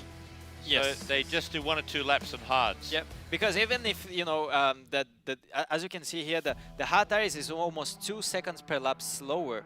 So even if you wear a lot the soft tires, it tends to have like the similar or a quicker pace depending on it. But then afterwards it gets to the cliff. So I think the driver will try to use the soft tire until you go to the cliff that you lose a lot of time.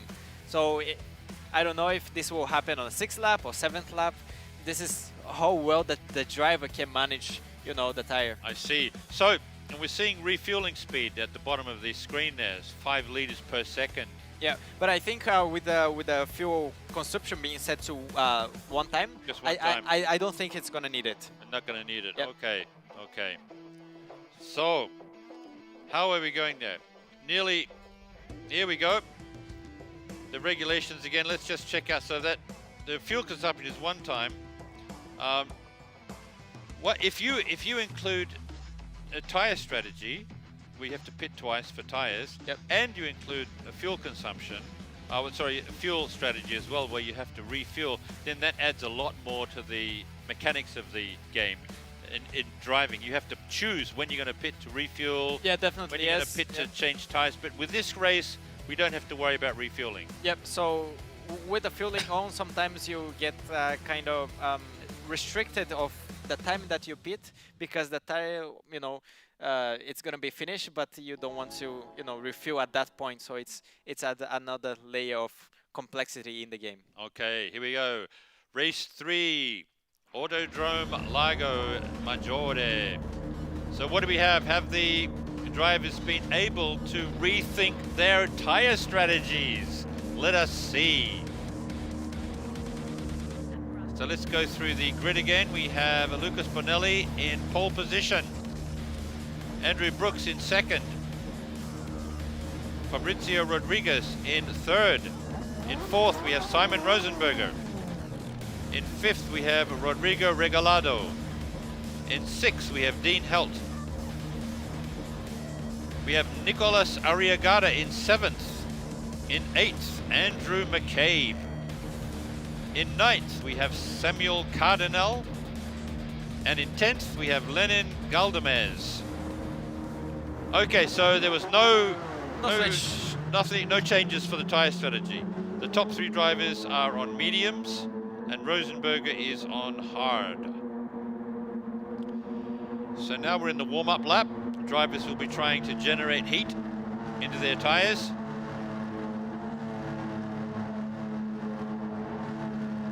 Yeah, so from my side here, Regalado wanna try to get Rosenberg as soon as possible and try to keep on the back, you know, with the medium tires. Okay, we're away racing in race 3, which will decide the championship. Bonello got off to a great start. He's half a second ahead of Brooks. Very careful into that first corner, I see. Bonelli's doing very well, maintaining that half-second lead, using the whole track. See, he really used the whole track there.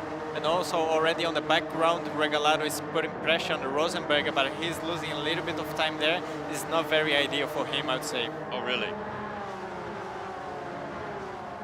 Can Regalado get past?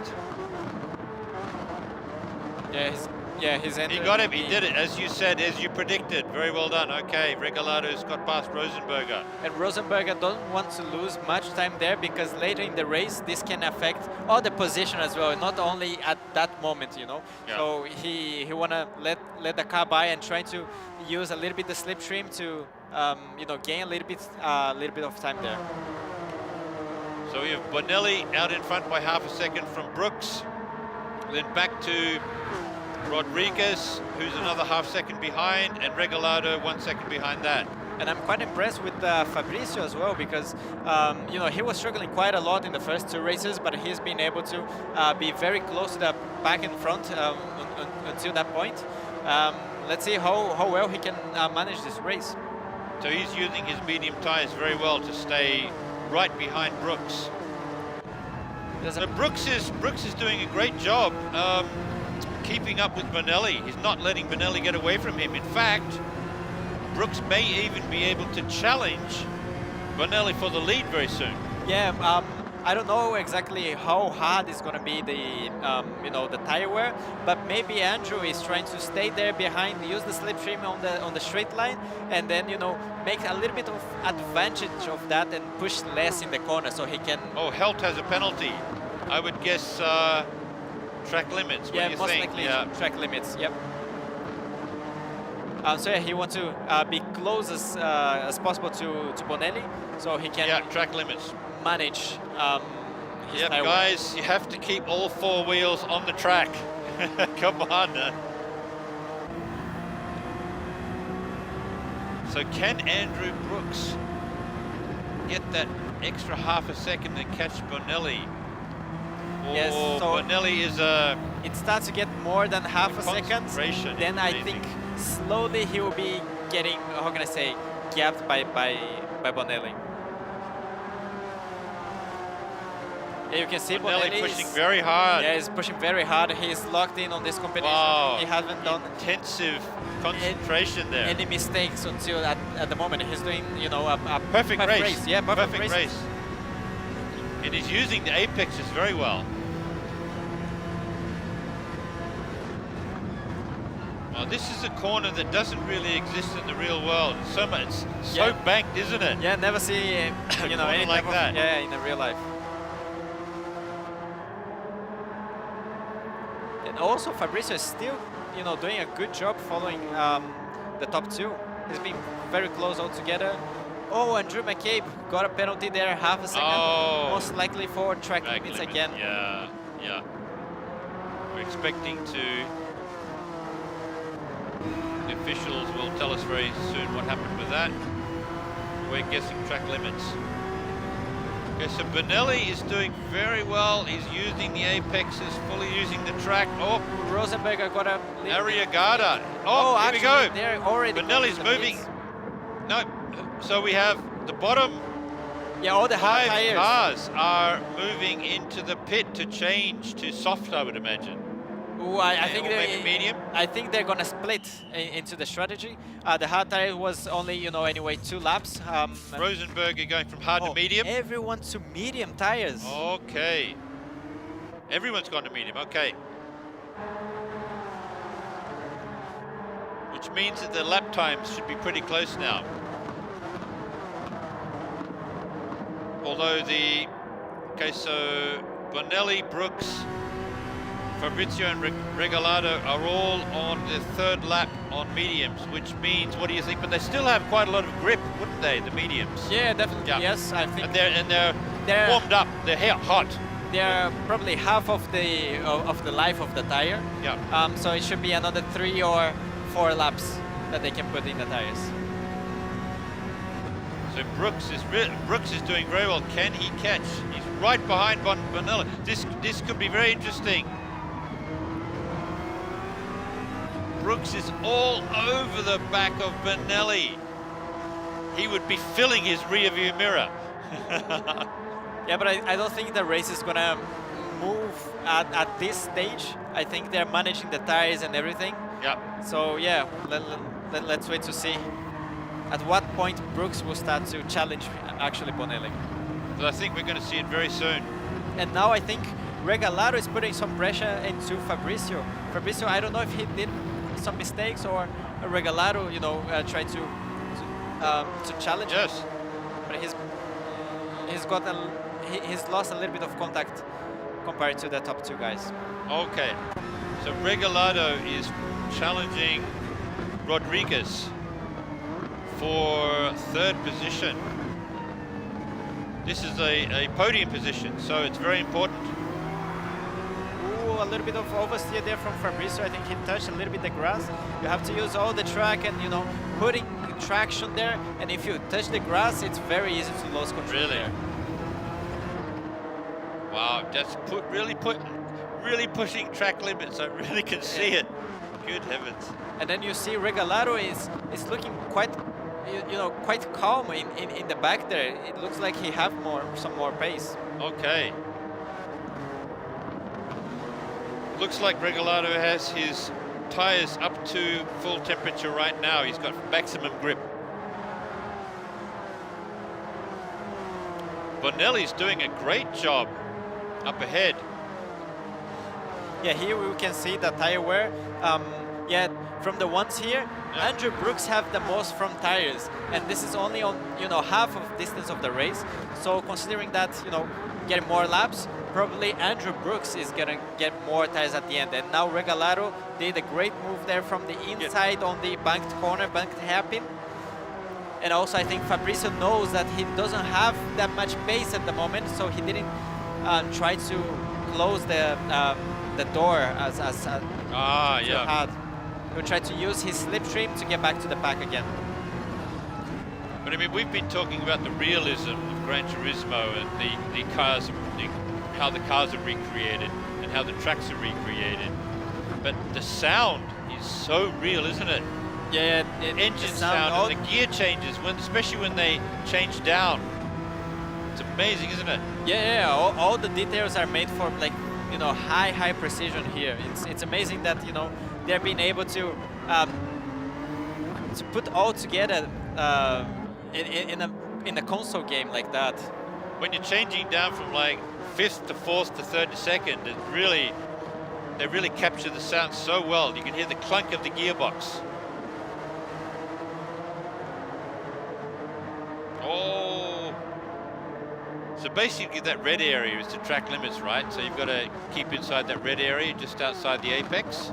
Yeah, depending on the update version of the game, sometimes it changes a little bit. They just have updated recently, so I'm not exactly sure to what point, but these drivers for sure know. Wow. Can now also get a penalty from half a second, probably his track limits again from the high-speed S's. Rosenberger is pushing the limits as well, the track limits. He just managed to stay inside. I'm just amazed at how Bonelli is managing to stay half a second ahead.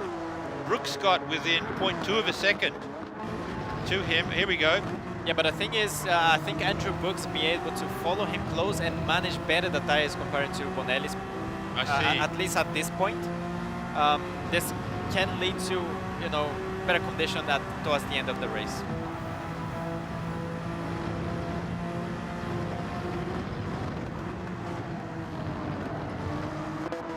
And of course, a lot of these camera angles are angles that you don't normally have in the real world as well.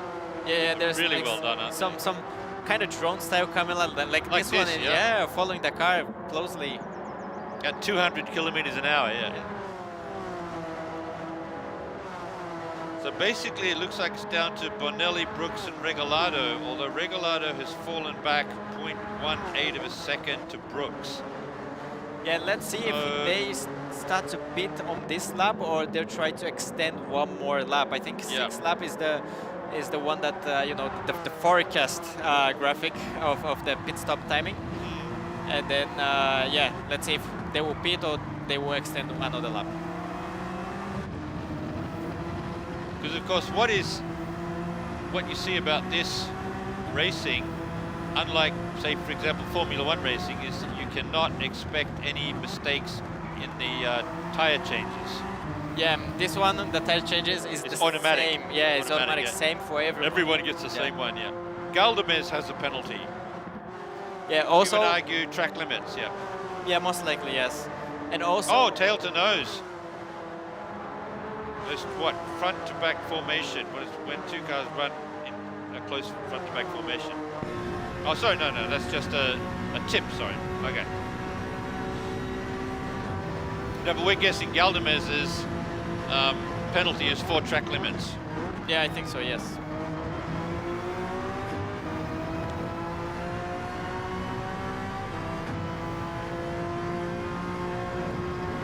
So you're expecting the top 4 to pit this lap?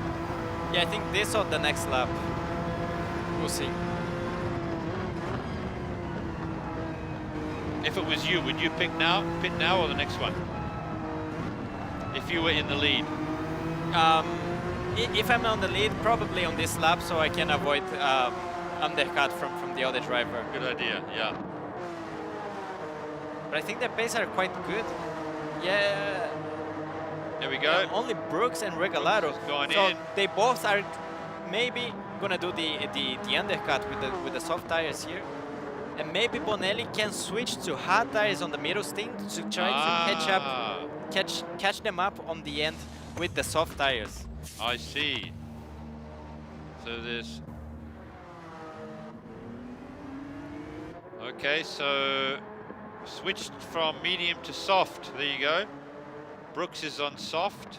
And actually the refueling is also involved here, and because of that Andrew Brooks have to do a splash and go while Regalado is with the hard tires and didn't do any refueling. So Regalado There was overtook, some refueling then. yeah, and Regalado overtook Brooks on the pit lane. Because of refueling. Yeah, and even with the soft tires, he was stuck behind Regalado for the first sector, and that's not good for him because he wants clean air. So why do you think he needed to get some fuel? Yeah, I was expecting that how can I say, the fuel was going to be easy 14 laps, but as I said, in the updates of the game changes a little bit, you know, the features and everything, and yeah, the adjustment is different. So maybe one-time fuel consumption is more than the past. And the last update went just last Thursday. So it's a very recent game for everyone. Can Arriagada get down the inside of... Yes! Regalado, he gets past him. Arriagada using his medium tire grip over the hards. Yeah, definitely. Yeah. It's an easy overtake, and Regalado also doesn't want to lose time there. So we're expecting Bonelli and Rodriguez to pit this lap. Or you think they may go one more? Probably they'll go... yeah, Bonelli and Bonelli. Fabrizio this lap, yeah. Okay. Bonelli and Rodriguez are in the pits, and they'll probably, what do you think, from medium to... Too hard, I think for hard. Too hard, okay. Both going medium to hard. They're going to change the soft for the end of the race.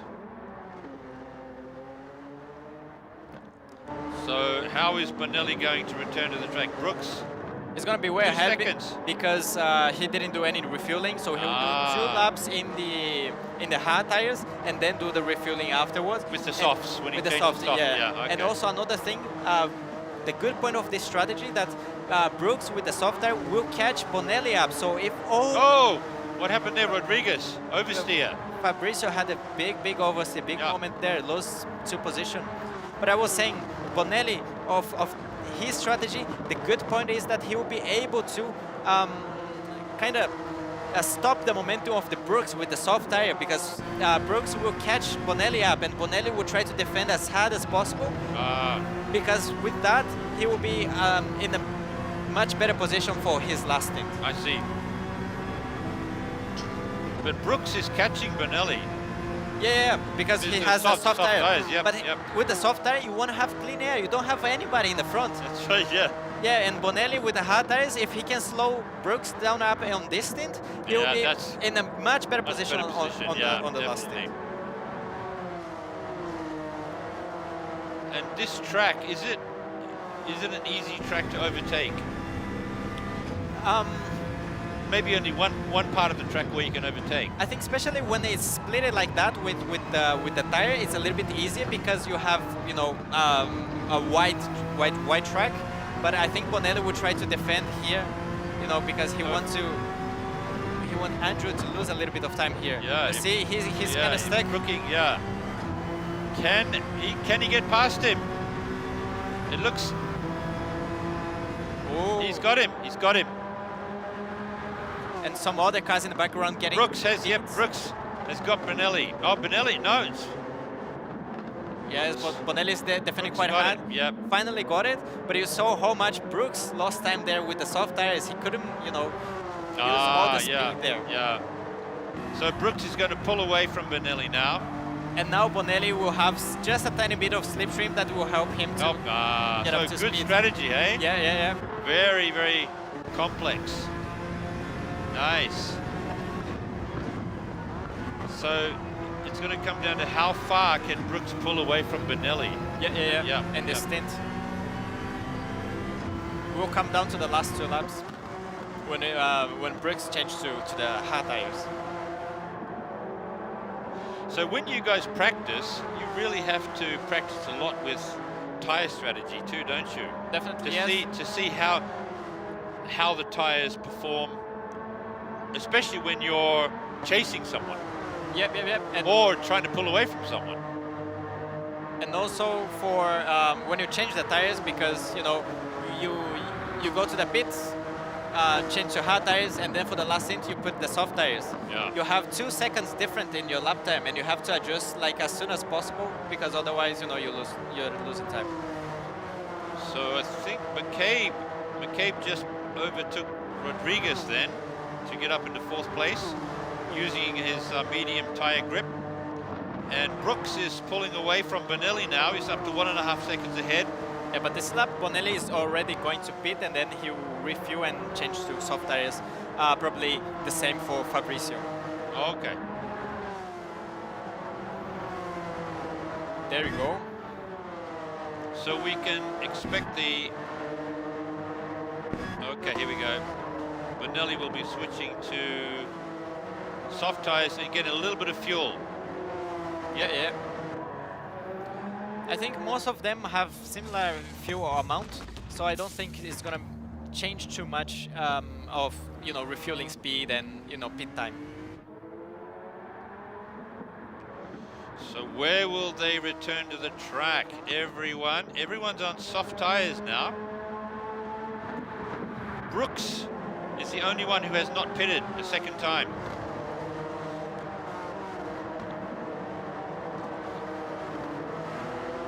So what are we seeing here? Brooks is on softs. His tire. What do you think of the tire strategy so far? Yeah, I think let's see here, because Rosenberg also has been able to catch Bonelli quite a lot, and then he's on the back. So Brooks, I think he maybe gets down not only to P2 but maybe P3 or P4. Oh, really? Yeah, and impressive drive from Rosenberger. He came out of nowhere, Came kind out of. of nowhere, yeah. He was like down to 7th race, wasn't he? Yeah. So we're expecting Brooks to pit in the next Probably on lap 12 or lap 13. So now he's trying to pull away, right? He's trying to get as much distance between the other cars as possible, yeah. Because he'll need that later on. Definitely, yes. But probably now the guys from behind will start to catch him up already because he have much more fresher tire than Brooks. Yeah. Brooks' tire is getting already quite old because have 3 laps, so 12 laps more than in real life, let's say. Yeah. Than the guys that just came out from the pits. Rosenberger did undercut, kind of undercut, so he have 1 lap more. I think he will be able to follow Bonelli. Rosenberg is whirling all over the place. You see that? Yeah. In the first few laps, but at the end, I think lap 13 or 14, he'll start to lost down a little bit on the pace. Well, Brooks doesn't seem to be able to pull away from Bonelli. He's been hanging on 20 seconds flat. He's gone under 20 now. Yeah, like I said, he has a much tire. older, much older tires. Yeah. So he would want to pit now. No, because he's losing time. No, but the hard, because he'll only lose 4 seconds. Yeah. He will have only the hard tire left. Yeah. Yeah. So it's even slower.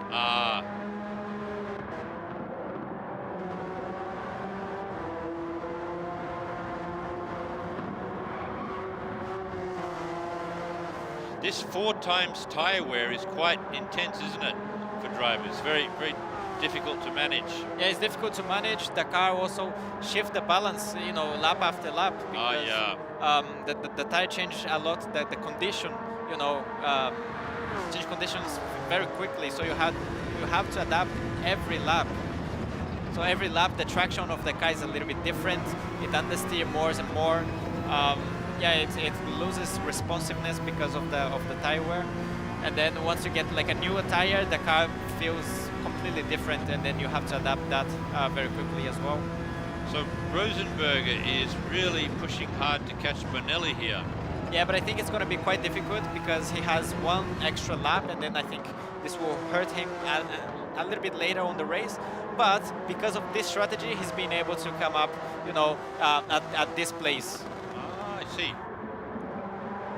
And then only on this lap, Bonelli have been able to shave more than 1 second comparing Brooks against Brooks. So let's see if Brooks will enter the pit at the end of this lap or on the next one. Expecting this lap or the next lap, okay. So how is it all going to come out in the wash, I wonder? Will Brooks come out in 2nd or 3rd place? Igor, you're predicting maybe 3rd. Maybe 3rd, or very close to them, but because he will have the hard tires, it's going to be very difficult, I think, to keep the position up. Okay. And Arriagada is also doing a good race, and he's not being far off from the guys here. So yeah. Hang on, wait a minute. Where is Bonelli? Yeah, I don't know. Both Brazilian guys suddenly disappeared here. Where is Bonelli? I was looking at Brooks and Rosenberg. Where did Bonelli go? May it have some disconnections or something like that. I'm not sure. We have to see what's happened after the race. It just suddenly disappeared. Yeah, both Brazilian drivers have gone. Yeah, you're right. Wow. So it happened to me when I had the Olympic eSports series. I was there fighting, in the top spot, and then I got a disconnection, and then, it was done for me at that time. So we have the internet connection problem as well. Oh, really? That's a shame. Because they were doing so well. We actually don't know what happened there, but yeah, we'll try to keep you guys updated. What happened. As soon as we hear what happened to Bonelli. And also Fabricio. And both Brazilian drivers. They're doing really well.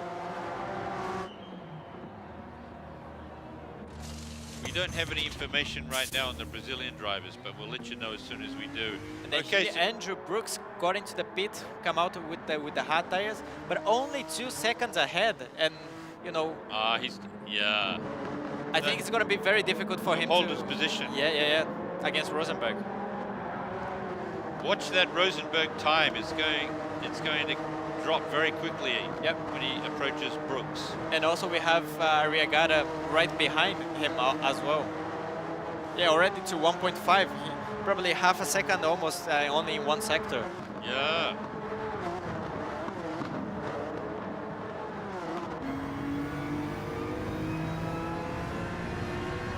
If any viewer really wants to know the difference in tires and the grip and the lap times, just watch this lap and you'll see the difference between hard and soft. Yeah, and this is with the wet soft tires, because if it's the new, it's even bigger the difference. Exactly. He's catching up very well, very soon. I think at the end of the lap there will be, you know, tail to nose situation.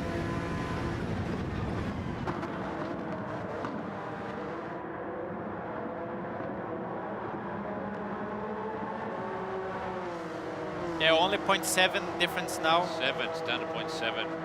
And Arriagada is closing the gap as well. I think Arriagada has one lap newer tire compared to Rosenberger in the soft. So I think he have a little bit of pace advantage. So these three cars are coming together on the last lap. So Rosenberger will overtake Brooks very soon, we think. The live point ranking puts Brooks as the winner, which would be a shame because the Brazilian drivers have disappeared. Yes, yeah. Unfortunately, yes.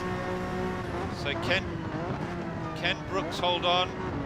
But if we don't think so. Rosenberger takes too long to overtake here, Arriagada is going to catch them up as well. You see on the rear view mirror, yes. Arriagada is already there. Yes. Rosenberger needs to move right now. Use all of that tire grip. But now the soft tire started to wear quite a lot, and it's not going to have that much of different pace difference. So do you think Brooks may have made the right tire strategy choice? Well, we will see until the end. We don't know. All the top three are tail to nose. Can Rosenberg get past Brooks? He only has a couple of corners. I think there he goes. Get a 3 wide situation here. 3 wide. Oh, a little bit of contact there. Arriagada is overtaking. Yeah. And Brooks. he's gonna get to the outside. He's keeping the outside line. Ooh, oversteer from Rosenberg. Arriagada took over Brooks, has overtaken Brooks to take the lead of the race. Rosenberger in 3rd. Can Rosenberger get past Brooks? It was a 1 and 2 overtake there. Good stuff from Arriagada. Arriagada did a great job. While the other two were battling, he took the lead. So even if Brooks finishes in 2nd, he could still win the championship. Can Rosenberger get by?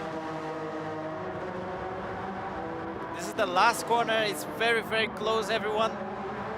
Rosenberg has a good exit from the last corner. Can Arriagada looks like he's going to hold on. Not enough. Oh, what a great finish by Arriagada. Well done. But I still think it means Brooks won. It's a shame about the Brazilian drivers. Bonelli was doing very well there. Yes, yes. And it's just goes to show that Wi-Fi. Unfortunately, it happens. It happens also in real life, you know, yes, mechanical trouble and stuff. And yeah. Arriagada won the race. Very well done. Yeah, the last overtake there, he overtook 2 cars in basically one corner. Well done, Arriagada. So what do you think about the tire strategy? Yeah, I think it was split in a very different way. For sure, I think Bonelli had a huge advantage because he had 1 lap fresher tires comparing to Rosenberger, and he was like 1.8 seconds ahead. Probably after Andrew Brooks returned from the pits, Bonelli was going to be already ahead. Yeah, exactly. And we see Arriagada got the best lap of the race, fastest lap.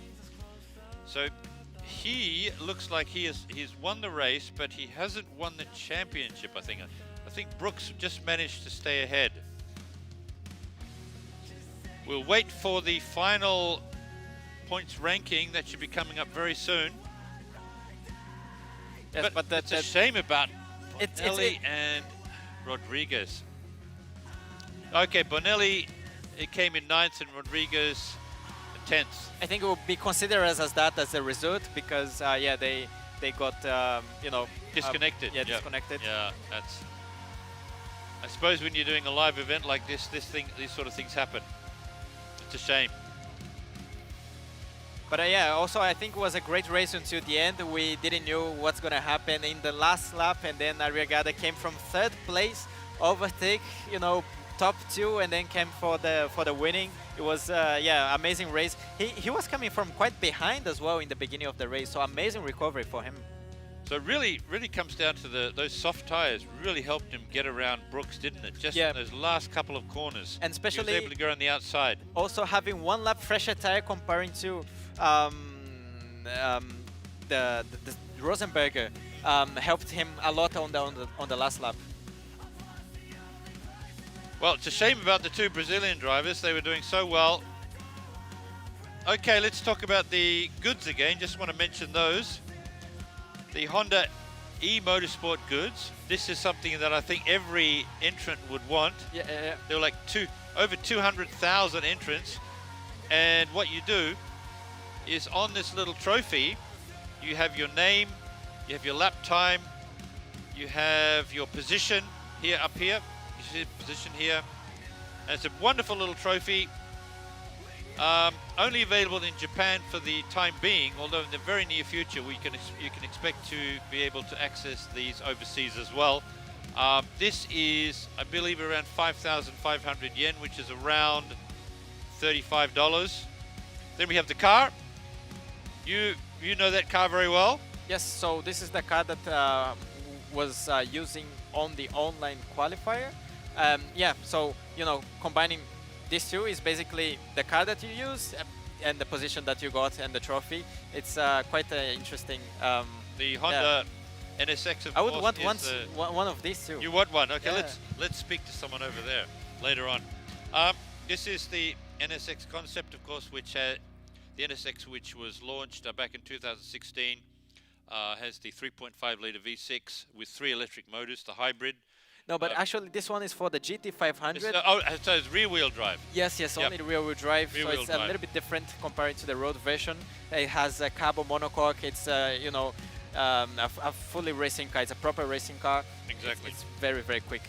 Of course, you have the cap here. You have the shirt as well, the team shirt, and you have the little, what do they call this again? It's called a bear brick little toy here. With the HRC and the Honda HRC, eMS livery logos, right there. livery Yeah. on there. And we have the hard case here. And I think that's it. Yep. That's where, there we go. Okay, and I think we're looking for, let's talk about the Sim, which you tried earlier on, the Sim 01, which features the SF23 formula car that you raced at Suzuka. And you raced it earlier on, and apparently you can buy that or lease it online, or lease it basically anywhere, I think. And you did a lap time which is very close to your real lap time. Yeah, it was very close. I think depending on the condition, depending on the wind, I believe. Yeah, wind also in the real life, you know, if it's colder, it gets like better lap times. I think the fastest I got was 35.9, but then Wow. usually it's like around 36. You know, I had only 2 shots right there. It's if I had a little bit more practice, for sure I can get into the 36s. So it's very close to what we do in But real it just life. goes to show.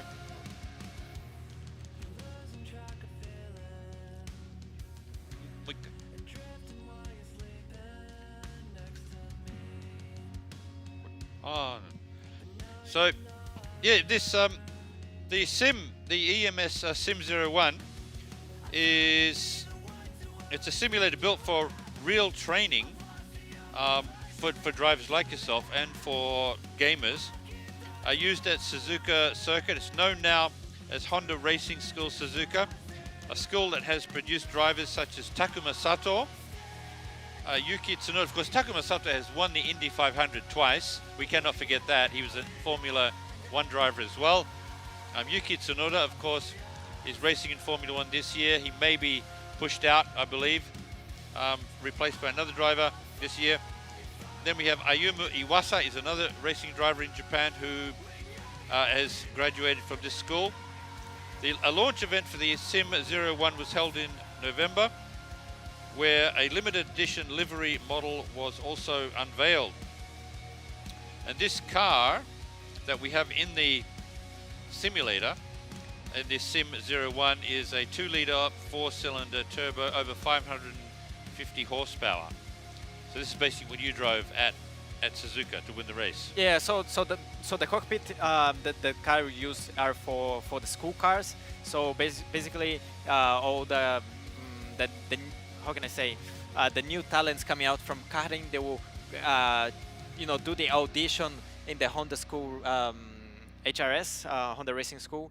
As the viewers saw there, I think they saw the autographs of the drivers. We have a and those autograph drivers of Takuma Sato on there as well. Have been racing these cars there in the Honda Racing School. So they are trying to get a shot to get into to get a support from the manufacturers, and then those drivers are supported all the way to the ladder for the Formula One. And then we see as you said, Takuma Sato, Yuki Tsunoda, Ayumu Iwasa. So all those big names drove actually these cars, and we are using this monocoque for this cockpit. And you won your first race this year in a Super Formula. You're the Rookie of the Year. What is your goal? Well, what would you like to do? You're racing next year for Ponos Nakajima Racing? Yeah, we're still talking with that. I think it's looking good. But yeah, my goal is to keep racing there, and yeah, hopefully, I think especially the last two events, it was we had some good performance, and yeah, next year if I have the chance, I really want to go there and take the title. Because with racing drivers, it's all about the seat. You have to get a seat, don't you? Yeah. If you don't have a seat, you can't compete. Anyway, okay, let's go to the final point ranking. Let's see how, as we expected, Andrew Brooks took out the win. He came through in the end, even though he came second. He won with 34 points. Ariagata, who made that wonderful move at the end to win the race, he came up in second with 31. McCabe with 30 points. Bonelli with 28. Lucas, yeah. Unfortunate with Bonelli. Even with the disconnection, he's still like in fourth position. This shows how well he has been doing the event until at that point. I can't imagine how he must be feeling, because he could have won this tournament if it wasn't for Wi-Fi. Anyway, definitely, yes. So Helt in fifth with 26, Rosenberg at 25, Regalado with 25, Cardinal 19, Galdamez with 10, and Rodriguez with 4 points. So congratulations to Andrew Brooks. Even though it was unexpected, he came out with the win with 34 points. 7 points in the first race, 7 points in the second race, and 20 in the third race to take out the victory. Yep. So congratulations to him. And I believe we will be having an interview with him very soon. Yeah, I think it's an amazing achievement for Andrew Brooks, because we are saying on the first race he was in 10th. Yeah, exactly. 10th place. He qualified 10th place in the online qualify. He's also a veteran in the Gran Turismo since the GT Sports Day. He's been up there, and then yeah, he's having success here. It's really good to see. So let's go to the third place getter, Andrew McCabe. Hello there. How are you? Hello. I'm doing good. Yeah. Congratulations on coming third. Thank you so much. Honestly, this was so unexpected. Like, I knew in the last race, my pace just wasn't there at all. I was struggling all the time practicing for the past week or so. So what were you struggling with? What were you struggling with? Your tire choices or? No, just general pace. It's not really my best track. So, yeah. Oh, your best track, but you seem to make the right tire choices there. Yeah. it made a lot of sense, like since I was starting so far back, just to start on the hards. It seems a lot of other people around me did the same thing. I didn't try to fight people too hard. I knew it was important to just kind of like work together, not lose too much time overall. Of course, Lucas disconnecting is so unfortunate. I feel really terrible for him. Yeah. Like, he was on it all night long. So yeah, big shout outs to him. He was amazing. And also, it's very good to see you here because, you know, we played a lot in the GT Sports days and so on, even on the GT6. Congratulations to you. And yeah, hopefully, I can see you more times in the big events like this. Yeah, of course. I'm definitely thinking about it for sure. Thank you. Congratulations. It's been nice. Yeah, thank you. And we have this trophy coming your way. Great. You saw the trophy. I hope you like it. So much. Okay, thank you very much. We'll see you again soon. Take care. Okay, thank you. Thank you. Bye-bye.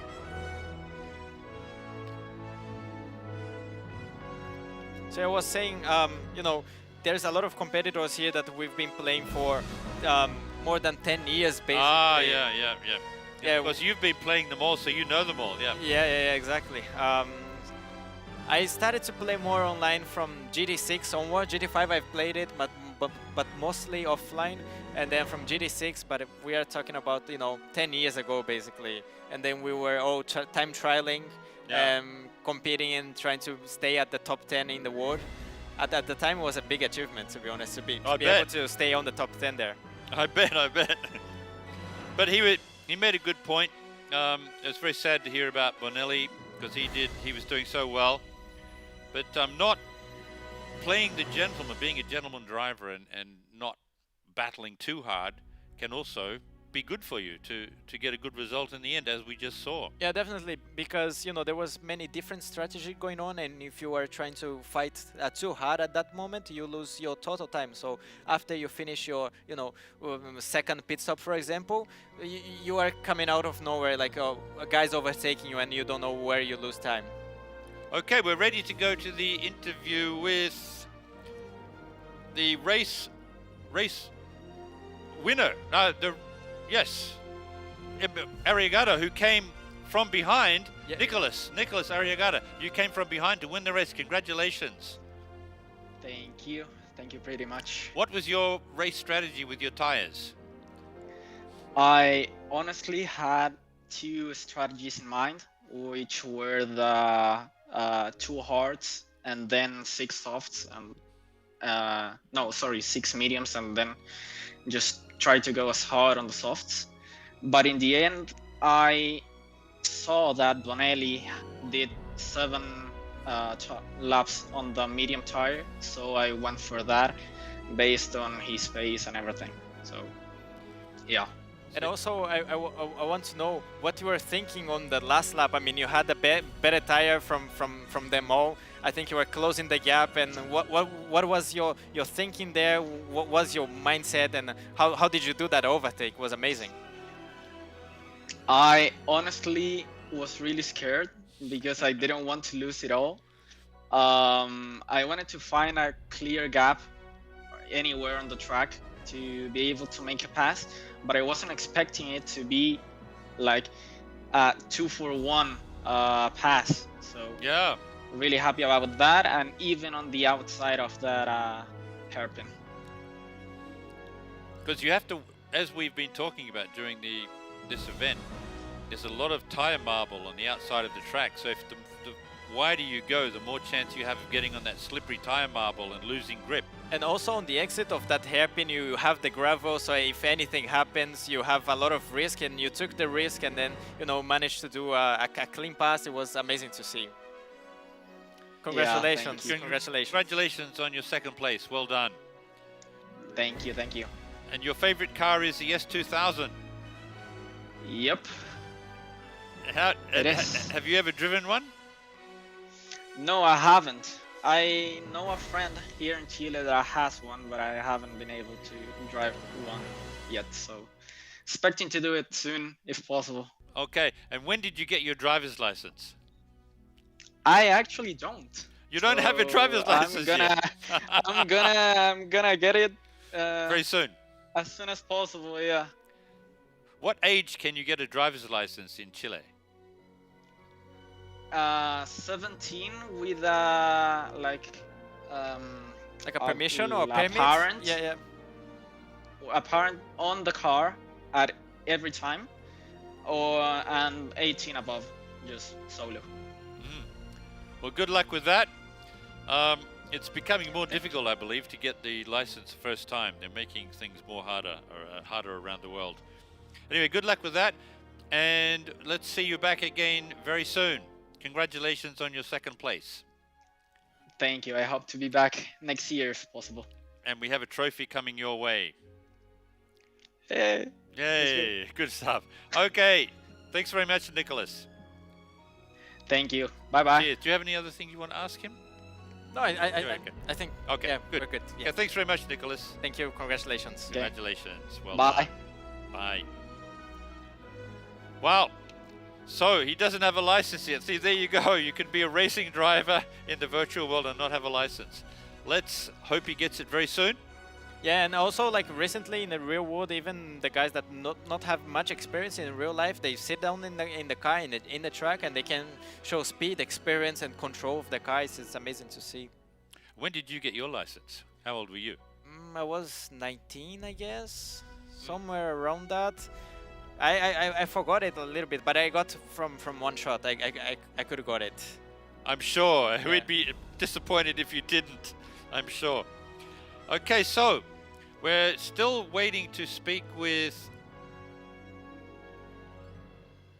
Andrew Brooks. We're still trying to get in touch with him, but I just want to go back to what we heard earlier that with from McCabe, that we was very sad to hear about Bonelli and him cutting out because he would have taken the championship. Yeah. Our hearts go out to the Brazilians, especially Bonelli. And also you were doing Fabrizio. so well. And also Fabrizio, yeah. because you know, he had some struggles in the first two races, but then on the last race he got a good qualifying. He was following the pack, and yeah, he was doing great as well. Yeah. So, not quite ready still for our interview with the race winner and championship winner. Oh, we are ready. Okay, let's go to Andrew Brooks. Andrew, congratulations. Well done. Thank you so much. Thank you. You came Thank you. from 10th on the grid in your qualifying to take the win. Well done. Thank you so much. I think you might be able to tell from my seating position, I wasn't quite prepared to be at this position, but needless to say, I'm absolutely thrilled. So here we are, the stars aligned, and yeah, no, I couldn't be happier right now.